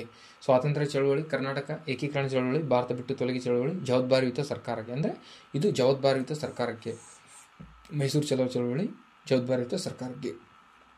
ಯಾವಾಗ ಮಾಡ್ತಾರೆ? ಇಯರ್ ಕೂಡ ಕೇಳ್ಬೋದು ಇದನ್ನ. ಯಾವಾಗ ಮಾಡ್ತಾರೆ ಅಂದರೆ 1947-48 ಆ ರೇಂಜಲ್ಲಿ ಮಾಡ್ತಾರೆ. ಓಕೆನಾ. ನೆಕ್ಸ್ಟ್ 71ನೇ ಕ್ವಶನ್. ಕಡಿಮೆ ಉತ್ಪಾದಕತೆ ಕ್ರಮದಲ್ಲಿ ಈ ಕೆಳಗಿನ ಯಾವುದರ ಪರಿಸರ ವ್ಯವಸ್ಥೆಯ ಸರಿಯಾದ ಕ್ರಮಾನುಗತಿಯಾಗಿದೆ? ಪರಿಸರ ವ್ಯವಸ್ಥೆ ಮ್ಯಾಂಗ್ರೋವ್ ಫಸ್ಟ್, ಆಮೇಲೆ ಹುಲ್ಲುಗಾವಲು ಪ್ರದೇಶ, ಆಮೇಲೆ ಸರೋವರ, ಆಮೇಲೆ ಸಾಗರ. ಇದು ರೈಟ್ ಆನ್ಸರ್. ನೆಕ್ಸ್ಟು ಈಸೂರು ದುರಂತ ಚಳುವಳಿ ನಡೆಯುತ್ತಿರುವಾಗ ಸಂಭವಿಸಿದ್ದು. ಈಸೂರು ದುರಂತ ಯಾವ ಚಳುವಳಿ ನಡೆಯುತ್ತಿರುವಾಗ ಅಂದರೆ ಈಸೂರು ದುರಂತ ಕರ್ನಾಟಕದಲ್ಲಿ ನಡೀತಲ್ವಾ, ಅವಾಗ ದೇಶದಲ್ಲಿ ಯಾವ ಚಳುವಳಿ ಇತ್ತು ಅಂತ ಆ ಥರ ಕೇಳ್ತಿದ್ದಾನೆ. ಇದು ಅವಾಗ ಯಾವ್ದು ಇತ್ತು ಅಂದರೆ ಕ್ವಿಟ್ ಇಂಡಿಯಾ ಮೂವ್ಮೆಂಟು. ಯಾವಾಗ ಆಗ್ತದೆ ಅಂದರೆ ಆಗಸ್ಟ್ 30, 1942 ಅವಾಗ ನಡೀತೈತೆ ಅದು. ಓಕೆನಾ. ನೆಕ್ಸ್ಟ್ ಅಸಹಕಾರ ಚಳವಳಿ ಅಂತ ಕೊಡ್ತಾನೆ. ಇದು ಯಾವಾಗ ಇಯರ್ ಅಂತಂದರೆ ಸೆಪ್ಟೆಂಬರ್ 5, 1920. ಓಕೆನಾ. ನೆಕ್ಸ್ಟ್ ಕರ್ನಾಟಕದ ಬಿದಿರು ಸಂಪನ್ಮೂಲಗಳನ್ನು ಸಂರಕ್ಷಿಸುವುದಕ್ಕೆ ಯಾವ ಹೇಳಿಕೆಯನ್ನು ಪರಿಗಣಿಸಲಾಗಿದೆ? ಬಿದಿರು ಬಗ್ಗೆ ಕೇಳಿದಾನೆ. ಓಕೆನಾ. ಒಂದು ನಿಮಿಷ. ಓಕೆ. ಬಿದಿರು ಸ್ವಾಭಾವಿಕ ಮರು ಉತ್ಪಾದನೆಯ ಮೇಲುಸ್ತುವಾರಿಯನ್ನು ಕೈಗೊಳ್ಳತಕ್ಕದ್ದು. ಹೌದು. ನೆಕ್ಸ್ಟ್ ಇದು ಕನಿಷ್ಠ 4 ರಿಂದ 9 ವರ್ಷಗಳವರೆಗೆ ಕೊಯ್ಲು ಮತ್ತು ಸಮಯದ ಅವಧಿಯನ್ನು ವಿಸ್ತರಿಸಲು ಕ್ರಮ ತೆಗೆದುಕೊಳ್ಳಬೇಕಾಗುತ್ತದೆ. ಹೌದು, ಇದು ಬೇಕದಕ್ಕೆ. ಕೀಳುವ ಸಮಯದಲ್ಲಿ ಪೊದೆಗಳನ್ನು ಉಳಿಸಿಕೊಳ್ಳುವಂತೆ ಎಚ್ಚರಿಕೆ ವಹಿಸಬೇಕಂತ ಹೇಳ್ತಿದ್ದಾರೆ. ಇದು ಕೂಡ ಹೌದು. ಆಗಿರೋದ್ರಿಂದ ಬಿದಿರುಗೆ ಸಂಬಂಧಿಸಿದಂತೆ 3 ಹೇಳಿಕೆಗಳು ಕೂಡ ಸರಿಯಾಗಿವೆ. ಅಂದರೆ ಮೇಲೆ ಎಲ್ಲ ಹೇಳಿಕೆಗಳು ಕೂಡ ರೈಟ್. ನೆಕ್ಸ್ಟ್ 72. ಹೇಳಿಕೆ 1 ಅದಕ್ಕೆ ಕಾರಣ ಕೊಟ್ಟಿದ್ದಾನೆ. ಜೈವಿಕ ವಾತಾವರಣವು ಅದ್ಭುತ ಜೀವನಾಧಾರಿತ ವ್ಯವಸ್ಥೆಯನ್ನು ಒಳಗೊಂಡಿದ್ದು ಅದು ಸಶಕ್ತ ಮತ್ತು ಮಾನವನ ಎಲ್ಲ ಪೂರೈಕೆಗಳನ್ನು ಪೂರೈಸುತ್ತದೆ. ಎಲ್ಲ ಅಂತ ಬಂದಿರೋದಕ್ಕೆ 1 ಆಪ್ಷನ್ ರಾಂಗ್. ಎಲ್ಲ ಇಲ್ಲ ಅಲ್ಲಿ. ಮಾನವನ ಅಗತ್ಯಗಳನ್ನು ಪೂರೈಸುತ್ತೆ ರೈಟ್, ಬಟ್ ಎಲ್ಲ ಇಲ್ಲ. ಓಕೆನಾ. ನೆಕ್ಸ್ಟ್ ಅದಕ್ಕೆ ಕಾರಣ ಏನು? ನೀರು, ಪೋಷಕಾಂಶಗಳು ಮತ್ತು ವಾತಾವರಣ ಪರಿಸ್ಥಿತಿ ಲಭ್ಯತೆಯ ಆಧಾರದ ಮೇಲೆ ಜೈವಿಕ ವಾತಾವರಣದ ಗಾತ್ರ ಮತ್ತು ಉತ್ಪಾದನೆಗೆ ಸೀಮಿತವಾಗಿರುತ್ತದೆ. ಆಗಿರೋದ್ರಿಂದ A wrong, R right. A ತಪ್ಪು ಮತ್ತು ಆರ್ ಸರಿಯಾದ ಆಗಿರ್ತದೆ. 72ನೇ question. Next 73. Troposphere, stratosphere, mesosphere, ionosphere, exosphere. ಇದು ಗೊತ್ತಿರ್ಬೇಕು ನಿಮಗೆ. ಓಕೆನಾ. ಫಸ್ಟ್ ಏನು ಕೊಟ್ಟಿದ್ದಾನೆ? ಸ್ಟ್ರಾಟೋಸ್ಫಿಯರ್ ಕೊಟ್ಟಿರ್ತಾನೆ. ಸ್ಟ್ರಾಟೋಸ್ಫಿಯರ್, ಟ್ರೋಪೋಸ್ಫಿಯರು, ಸ್ಟ್ರಾಟೋಸ್ಫಿಯರಲ್ಲಿ ಏನಿರುತ್ತೆ? ಓಜೋನ್ ಇರುತ್ತೆ. ಅದಕ್ಕೆ ಒಂದು ರೈಟ್. ಟ್ರೋಪೋಸ್ಫಿಯರಲ್ಲಿ ಏನಿರುತ್ತೆ? ಧೂಳಿನ ಕಣ. ಇದು ಭೂಮಿಗೆ ನಿಯರ್ ಇರ್ತದೆ, ಧೂಳಿನ ಕಣ. ಓಕೆನಾ. ಐನೋಸ್ಫಿಯರಲ್ಲಿ ಏನು ಕಂಡುಬರ್ತದೆ? ಇದು ಅರೋರಗಳು ಕಂಡುಬರ್ತವೆ. ಐನೋಸ್ಫಿಯರಲ್ಲಿ ಅರೋರಗಳು ಕಂಡುಬರ್ತವೆ. ಎಕ್ಸೋಸ್ಫಿಯರಲ್ಲಿ ಏನು ಕಂಡುಬರ್ತವೆ ಅಂದರೆ ಉಲ್ಕೆಗಳು ಕಂಡುಬರ್ತವೆ. ಹಾಗಿರೋದ್ರಿಂದ ಆಪ್ಷನ್ 2 ರೈಟ್ ಆನ್ಸರ್ ಅಂತ ಅನ್ನೋಂಗಿಲ್ಲ. ಆಪ್ಷನ್ 4 ರೈಟ್ ಆನ್ಸರ್ ಇದಕ್ಕೆ. ಓಕೆನಾ. ಒಂದಕ್ಕೊಂದು ಅದಕ್ಕೆ D C. Option 4 right answer. Next 75. ವಿಜ್ಞಾನದಲ್ಲಿ ಜೀವ ಸಮೂಹಗಳ ಕ್ರಮಾನುಗತ ಮಟ್ಟ ಅಂದರೆ ಫಸ್ಟ್ ಏನು ಬರಬೇಕು? ಇದರಲ್ಲಿ ಕ್ರಮಾನುಗತ ಆರ್ಡರ್ ವೈಸ್ ಕೇಳಿದಾನೆ. ಜೀವಿ, ಸಮುದಾಯ, ಜನಸಂಖ್ಯೆ, ಬಯೋಮು, ಪರಿಸರ ವ್ಯವಸ್ಥೆ, ಭೂದೃಶ್ಯ ಆ ಥರ ಕೇಳಿದಾನೆ. ಇದಕ್ಕೆ ಆರ್ಡರ್ ವೈಸ್ ಏನು ಬರಬೇಕಂದ್ರೆ ಫಸ್ಟು ಆರ್ಗನೈಸೇಷನ್ ಅಂತ ಬರಬೇಕು ಫಸ್ಟು. ನೆಕ್ಸ್ಟ್ ಅದು ಪಾಪ್ಯುಲೇಷನ್ ಬರಬೇಕು. ಪಾಪ್ಯುಲೇಷನ್ ಬರಬೇಕು. ನೆಕ್ಸ್ಟು ಕಮ್ಯುನಿಟಿ ಬರಬೇಕು. ಅದರ ನೆಕ್ಸ್ಟು ಎಕೋಸಿಸ್ಟಮ್ ಬರಬೇಕು. ಅದರ ನೆಕ್ಸ್ಟು ಬಯೋಮ್ ಬರಬೇಕು. ಅದರ ನೆಕ್ಸ್ಟು ಲ್ಯಾಂಡ್ಸ್ಕೇಪ್ ಬರಬೇಕು. ಅದರ ನೆಕ್ಸ್ಟು ಎಕೋಸ್ಪಿಯರ್ ಇದ್ರದ್ದು ಒಂದು EVS ಕ್ಲಾಸೇ ಮಾಡಿದ್ದೀನಿ, ಅದನ್ನ ಹೋಗಿ ಪ್ಲೇಲಿಸ್ಟಲ್ಲಿದೆ, ಅಲ್ಲಿ ಹೋಗಿ ನೋಡ್ಕೊಳ್ರಿ. ಇದಿಷ್ಟು ಇಂಪಾರ್ಟೆಂಟು. ಓಕೆನಾ, ಇದ್ರ ಬಗ್ಗೆ ಇವು ಬರಬೇಕು. ಅದು order wise option 3 right answer ಅದಕ್ಕೆ. ಓಕೆನಾ, ನೆಕ್ಸ್ಟ್ 74ನೇ ಕ್ವಶನ್ ಏನು ಕೇಳಿದಾನೆ, ಕೆಳಗಿನ ಯಾವ ವಾಯುಮಾಲಿನ್ಯಕಾರಕಗಳು ದ್ವಿತೀಯ ರಾಸಾಯನಿಕ ಹೊಗೆಗೆ ಕಾರಣವಾಗಿದೆ ಅಂದರೆ ಫೋಟೋಕೆಮಿಕಲ್ ಸ್ಮಾಗಿಗೆ ಯಾವುದು ಕಾರಣವಾಗಿದೆ ಅಂದರೆ ಸಾರ್ವಜನಿಕ ಡೈಆಕ್ಸೈಡ್, ಓಜೋನ್, ಸುಡದ ಕಾರ್ಬನ್ ಡೈಆಕ್ಸೈಡ್, ಇವು 3 ಬರ್ತವೆ. ಓಕೆ, ನೆಕ್ಸ್ಟ್ 76 ಇದು ಮೆಂಟಾಲಿಟಿ ಇದೆ. ಮೆಂಟಾಲಿಟಿ ನಾನು ಮಾಡಿರೋದಿಲ್ಲ, GK ಮಾತ್ರ ಕವರ್ ಮಾಡಿರ್ತೀನಿ. ಓಕೆ, ನೆಕ್ಸ್ಟ್ 86ನೇ ಕ್ವಶನ್, 1961ರಲ್ಲಿ ಕರ್ನಾಟಕ ಭೂ ಸುಧಾರಣಾ ಕಾಯ್ದೆ 126ನೇ ವಿಭಾಗವು ಈ ಕಡೆಯಿಂದ ಯಾವ ಭೂ ಹಿಡುವಳಿಗೆ ಸಂಬಂಧಿಸಿದೆ ಅಂದರೆ ಇನಾಮಿ ಭೂಮಿಗೆ ಸಂಬಂಧಿಸ್ತದೆ. ನೆಕ್ಸ್ಟ್ ಇನ್ನು ಆಲ್ರೆಡಿ ನಾನು ಒಂದು ಲ್ಯಾಂಡ್ ರಿಫಾರ್ಮ್ಸ್ ಬಗ್ಗೆ ಒಂದು ಕ್ಲಾಸ್ ಮಾಡಿದ್ದೀನಿ ಡೀಟೇಲಾಗಿ, ಅದರಲ್ಲಿ ಇದರ ಭಾಗಗಳನ್ನು ಕೂಡ ಹೇಳ್ಬಿಟ್ಟಿದ್ದೀನಿ, ಅದು ನೋಡ್ಕೊಳ್ಬೇಕಾದ್ರೆ. 88ನೇ ಕ್ವಶನ್, ಚೋಳರ ಆಡಳಿತದಲ್ಲಿ ನೀರಾವರಿ ನಿರ್ವಹಣೆ ಮಾಡುತ್ತಿರುವ ಸಮಿತಿ ಯಾವುದು? ಅಂದರೆ ಏರಿ ವಾರಿಯಂ ಅಂತ ಇರ್ತದೆ. ಏರಿ ವಾರಿಯಂ. ಹಾಗಾದರೆ ತೊಟ್ಟ ವಾರಿಯಂ ಅಂತ ಇದೆ ಅಲ್ವಾ, ಇದು ಏನಂದರೆ ಹಾರ್ಟಿಕಲ್ಚರಲ್ ಕಮ್ಯುನಿಟಿ ಬಗ್ಗೆ ಮಾತಾಡ್ತದೆ. ಹಾರ್ಟಿಕಲ್ಚರಲ್ ಕಮಿಟಿ ಇದು ಕೂಡ ಚೋಳರದೇ, ಬಟ್ ತೊಟ್ಟ ವಾರಿಯಂ ಅನ್ನೋದು ಹಾರ್ಟಿಕಲ್ಚರಲ್ ಕಮಿಟಿ. ಬಟ್ ಇಲ್ಲಿ ಏನು ನೀರಾವರಿದು ಕೇಳಿದ್ರೆ ಇದು ಏರಿ ವಾರಿಯಂ. ಅದೇ ಅಲ್ಲಿ ಹಾರ್ಟಿಕಲ್ಚರ್ ತೋಟಗಾರಿಕೆ ಅಂತ ಕೇಳಿದ್ರೆ ತೊಟ್ಟ ವಾರಿಯಂ ರೇಟ್ ಹಾಕುತ್ತೆ. ಓಕೆನಾ, ನೆಕ್ಸ್ಟ್ ಆಮೇಲೆ ಅವ್ರದ್ದು ಕೊಡುವಾಲಿ ಅಂತ ಒಂದು ಬರ್ತದೆ. ಇದು ಏನಂದರೆ ವೋಟಿಂಗ್ ಬಗ್ಗೆ ಮಾತಾಡ್ತದೆ. ವೋಟಿಂಗ್ ಸಿಸ್ಟಮ್ ಚೋಳರ ಕಾಲದಲ್ಲಿರುವಂಥ ವೋಟಿಂಗ್ ಸಿಸ್ಟಮ್ ಬಗ್ಗೆ ಯಾವ್ದು ಮಾತಾಡ್ತೈತೆ ಅಂತ ಕೇಳಿದ್ರೆ ಅಂದರೆ ಕೊಡುವಾಲಿ ಅಂತ ಒಂದು ಬರ್ತೈತಿ ಕಾನ್ಸೆಪ್ಟ್, ಅದ್ರ ಬಗ್ಗೆ ಮಾತಾಡ್ತೈತೆ ಅದು. ಓಕೆನಾ, ನೆಕ್ಸ್ಟ್ ಅಂದರೆ ಹಿಸ್ಟ್ರಿಲಿ ಇಂಥ ಕ್ವಶನ್ಸೇ ಕೇಳೋದವರು KPSC ಅವರು, ಹಂಗೆ ಮೇಲ್ಮೇಲೆ ಕೇಳಲ್ಲ. ಓಕೆ, ನೆಕ್ಸ್ಟ್ ನಾಗಾವಿ ಘಟಿಕ ಸ್ಥಾನವು ಯಾರ ಆಳ್ವಿಕೆಯಲ್ಲಿ ಕಾರ್ಯನಿರ್ವಹಿಸುತ್ತಿತ್ತು? ರಿವೈಸ್ ಕೀ ಆನ್ಸರ್ ಫಸ್ಟ್ ರಾಷ್ಟ್ರಕೂಟರು ಕೊಟ್ಟಿದ್ರು. ರಿವೈಸ್ ಕೀ ಆನ್ಸರಲ್ಲಿ ರಾಷ್ಟ್ರಕೂಟರು ಮತ್ತು ಕಾಕತೀಯರು ಅಂತ 2 ಕೊಟ್ಟಿದ್ದಾನೆ. ಓಕೆ, ನೆಕ್ಸ್ಟ್ 87 ಕ್ವಶನು, 1977ರ ಇನಾಮು ನಿರ್ಮೂಲನೆ ಕಾನೂನು ಈ ಕೆಳಗಿನ ಯಾವ ವಿಷಯಗಳಿಗೆ ಒಳಗೊಂಡಿದೆ ಅಂತ ಕೇಳಿದ್ದಾನೆ. ಫಸ್ಟ್ನೇದು ಏನು ಕೊಟ್ಟಿದ್ದಾನೆ, ಕೋಮಿನು ಜಮೀನು ಮತ್ತು ಅರಣ್ಯ ಜಮೀನು, ಕಟ್ಟಡಗಳ ವೇಸ್ಟಿಂಗು, ವಾಸಿಗನಾಗಿ ನೋಂದಣಿ ಮಾಡಿಕೊಳ್ಳುವ ಹಕ್ಕು, ಆಮೇಲೆ ಸರ್ಕಾರಕ್ಕೆ ಭೂ ಕಂದಾಯ ಪಾವತಿಸುವುದು. ಇವು 4 ಕೂಡ ರೈಟ್ ಇದಕ್ಕೆ. ಯಾವುದು 1977ರ ಇನಾಮು ನಿರ್ಮೂಲನೆ ಕಾನೂನಿಗಾಗಿ. ಓಕೆ, ನೆಕ್ಸ್ಟ್ ಯಾವುದು ಆಪ್ಷನ್ 4 ರೈಟ್. ನೆಕ್ಸ್ಟ್ 90ನೇ ಕ್ವಶನ್, ಅಶೋಕನ ಶಿಲ್ಪವು ಯಾವ ಬೌದ್ಧ ಸ್ಥಳದಲ್ಲಿ ಕಂಡು ಬಂದಿದೆ? ಅಶೋಕನ ಶಿಲ್ಪವು ಯಾವುದೋ ಬೌದ್ಧ ಸ್ಥಳದಲ್ಲಿ ಕಂಡು ಬಂದರೆ ಕನಗಿನಹಳ್ಳಿಯಲ್ಲಿ ಕಂಡು ಬಂದಿದೆ. ನೆಕ್ಸ್ಟ್ 91, ಚಿತ್ರದುರ್ಗದ ಇಂಗಲ್ದಾಳ್ ಗಣಿ ಯಾವ ಲೋಹವನ್ನು ಹೊರತೆಗೆಯುತ್ತದೆ? ಇಂಗಲ್ದಾಳ್ ಗಣಿ ಯಾವುದು? ತಾಮ್ರ. ಚಿನ್ನ ಇದು ರಾಯಚೂರಿನ ಹಟ್ಟಿ, ಯಾವುದು? ಚಿನ್ನ. ನೆಕ್ಸ್ಟ್ 94, ಭಾರತದಲ್ಲಿ ಮೊದಲ ಬಾರಿಗೆ ಜನಾಂಗೀಯ ವರ್ಗೀಕರಣವನ್ನು ಪರಿಚಯಿಸಿದವರು ಯಾರಂದರೆ ಹರ್ಬರ್ಟ್ ರಿಸ್ಲೆ. ಭಾರತದಲ್ಲಿ ಮೊದಲ ಬಾರಿಗೆ ಜನಾಂಗೀಯ ವರ್ಗೀಕರಣವನ್ನು ವರ್ಗೀಕರಿಸಿದವರು ಹರ್ಬರ್ಟ್ ರಿಸ್ಲೆ.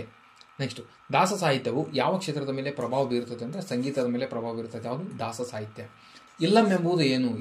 ಇದು ಒಂದು ಪಿತೃಪ್ರಧಾನ ಅವಿಭಕ್ತ ಕುಟುಂಬ. ಯಾವುದು? ಇಲ್ಲಂ ಎಂಬುದು. ನೆಕ್ಸ್ಟ್, ವೆಲವಳ್ಳಿ ಸಂಸ್ಥೆಯು ಯಾವ ಅವಧಿಯಲ್ಲಿ ವ್ಯಾಪಕವಾಗಿ ಸಕ್ರಿಯವಾಗಿತ್ತು? ಅಂದರೆ ಹೊಯ್ಸಳರ ಕಾಲದಲ್ಲಿ ವೆಲವಳ್ಳಿ ಸಂಸ್ಥೆಯು ವ್ಯಾಪಕವಾಗಿ ಸಕ್ರಿಯವಾಗಿರುತ್ತದೆ. ಓಕೆನಾ, ನೆಕ್ಸ್ಟ್, ಕೃಷಿಗೆ ಸಂಬಂಧಿಸಿದಂತೆ ಭಾರತೀಯ ವರ್ಗ ರಚನೆಯನ್ನು ವಿಶ್ಲೇಷಿಸಲು ಕೆಳಗಿನವರಲ್ಲಿ ಯಾರು ಮಾರ್ಕ್ಸ್ ಸಿದ್ಧಾಂತವನ್ನು ಬಳಸಿದರು ಅಂತ ಅಂದರೆ ಇದು ಕೃಷಿ ಬಗ್ಗೆ ಮಾತಾಡಿರ್ಬೇಕು, ಆದರೆ ಅವರು ಮಾರ್ಕ್ಸ್ ಸಿದ್ಧಾಂತವನ್ನು ಬಳಸಿರ್ಬೇಕು. ಯಾರಂದರೆ AR ದೇಸಾಯಿ ಅವರು ಬಳಸಿರ್ತಾರೆ. ನೆಕ್ಸ್ಟ್, ಭಾರತದಲ್ಲಿ ಯಾವ ರಾಜ್ಯ ಪ್ರಪ್ರಥಮವಾಗಿ 3 ಹಂತದ ಪಂಚಾಯತಿಯನ್ನು ಅಳವಡಿಸಿಕೊಂಡಂದ್ರೆ ರಾಜಸ್ಥಾನ. ಯಾವಾಗ? 1959. ನೆಕ್ಸ್ಟ್, ಪೆಸಾ ಆ್ಯಕ್ಟ್ ಬಗ್ಗೆ ಬರ್ತದೆ. ಪೆಸಾ ಆ್ಯಕ್ಟ್ ಯಾವಾಗ ಬರ್ತದೆ ಅಂದರೆ ಡಿಸೆಂಬರ್ 24, 1996 ಬರ್ತದೆ. ಯಾವುದು? ಪೆಸಾ ಆ್ಯಕ್ಟ್. ನಂಬರ್ ಇದು ಇಯರ್ ನೆನ್ಪಿಟ್ಕೊಳ್ರಿ, ನೆಕ್ಸ್ಟ್ ಇಯರ್ ಕೂಡ ಕೇಳ್ಬೋದು. ಯಾವ್ದು ರಿಲೇಟೆಡ್ ಇದು? ಬುಡಕಟ್ಟು ಜನರಿಗೆ ಸ್ವಾಯತ್ತತೆಯನ್ನು ಒದಗಿಸುವುದು, ಪ್ರಜಾಪ್ರಭುತ್ವ ಸಹಭಾಗಿತ್ವವನ್ನು, ಗ್ರಾಮಾಡಳಿತವನ್ನು ಹೊಂದುವುದು ಮತ್ತು ಬುಡಕಟ್ಟು ಜನರ ಸಾಂಪ್ರದಾಯ ಆಚರಣೆಯನ್ನು ಕೂಡ ರಕ್ಷಣೆ ಮಾಡುವುದೇ ಪೆಸಾ ಆ್ಯಕ್ಟ್ನ ಮುಖ್ಯ ಉದ್ದೇಶ ಆಗಿರ್ತದೆ. 3 ಹೇಳಿಕೆಗಳು ಕೂಡ ರೈಟು, ಮೇನೆ ಎಲ್ಲ ರೈಟು.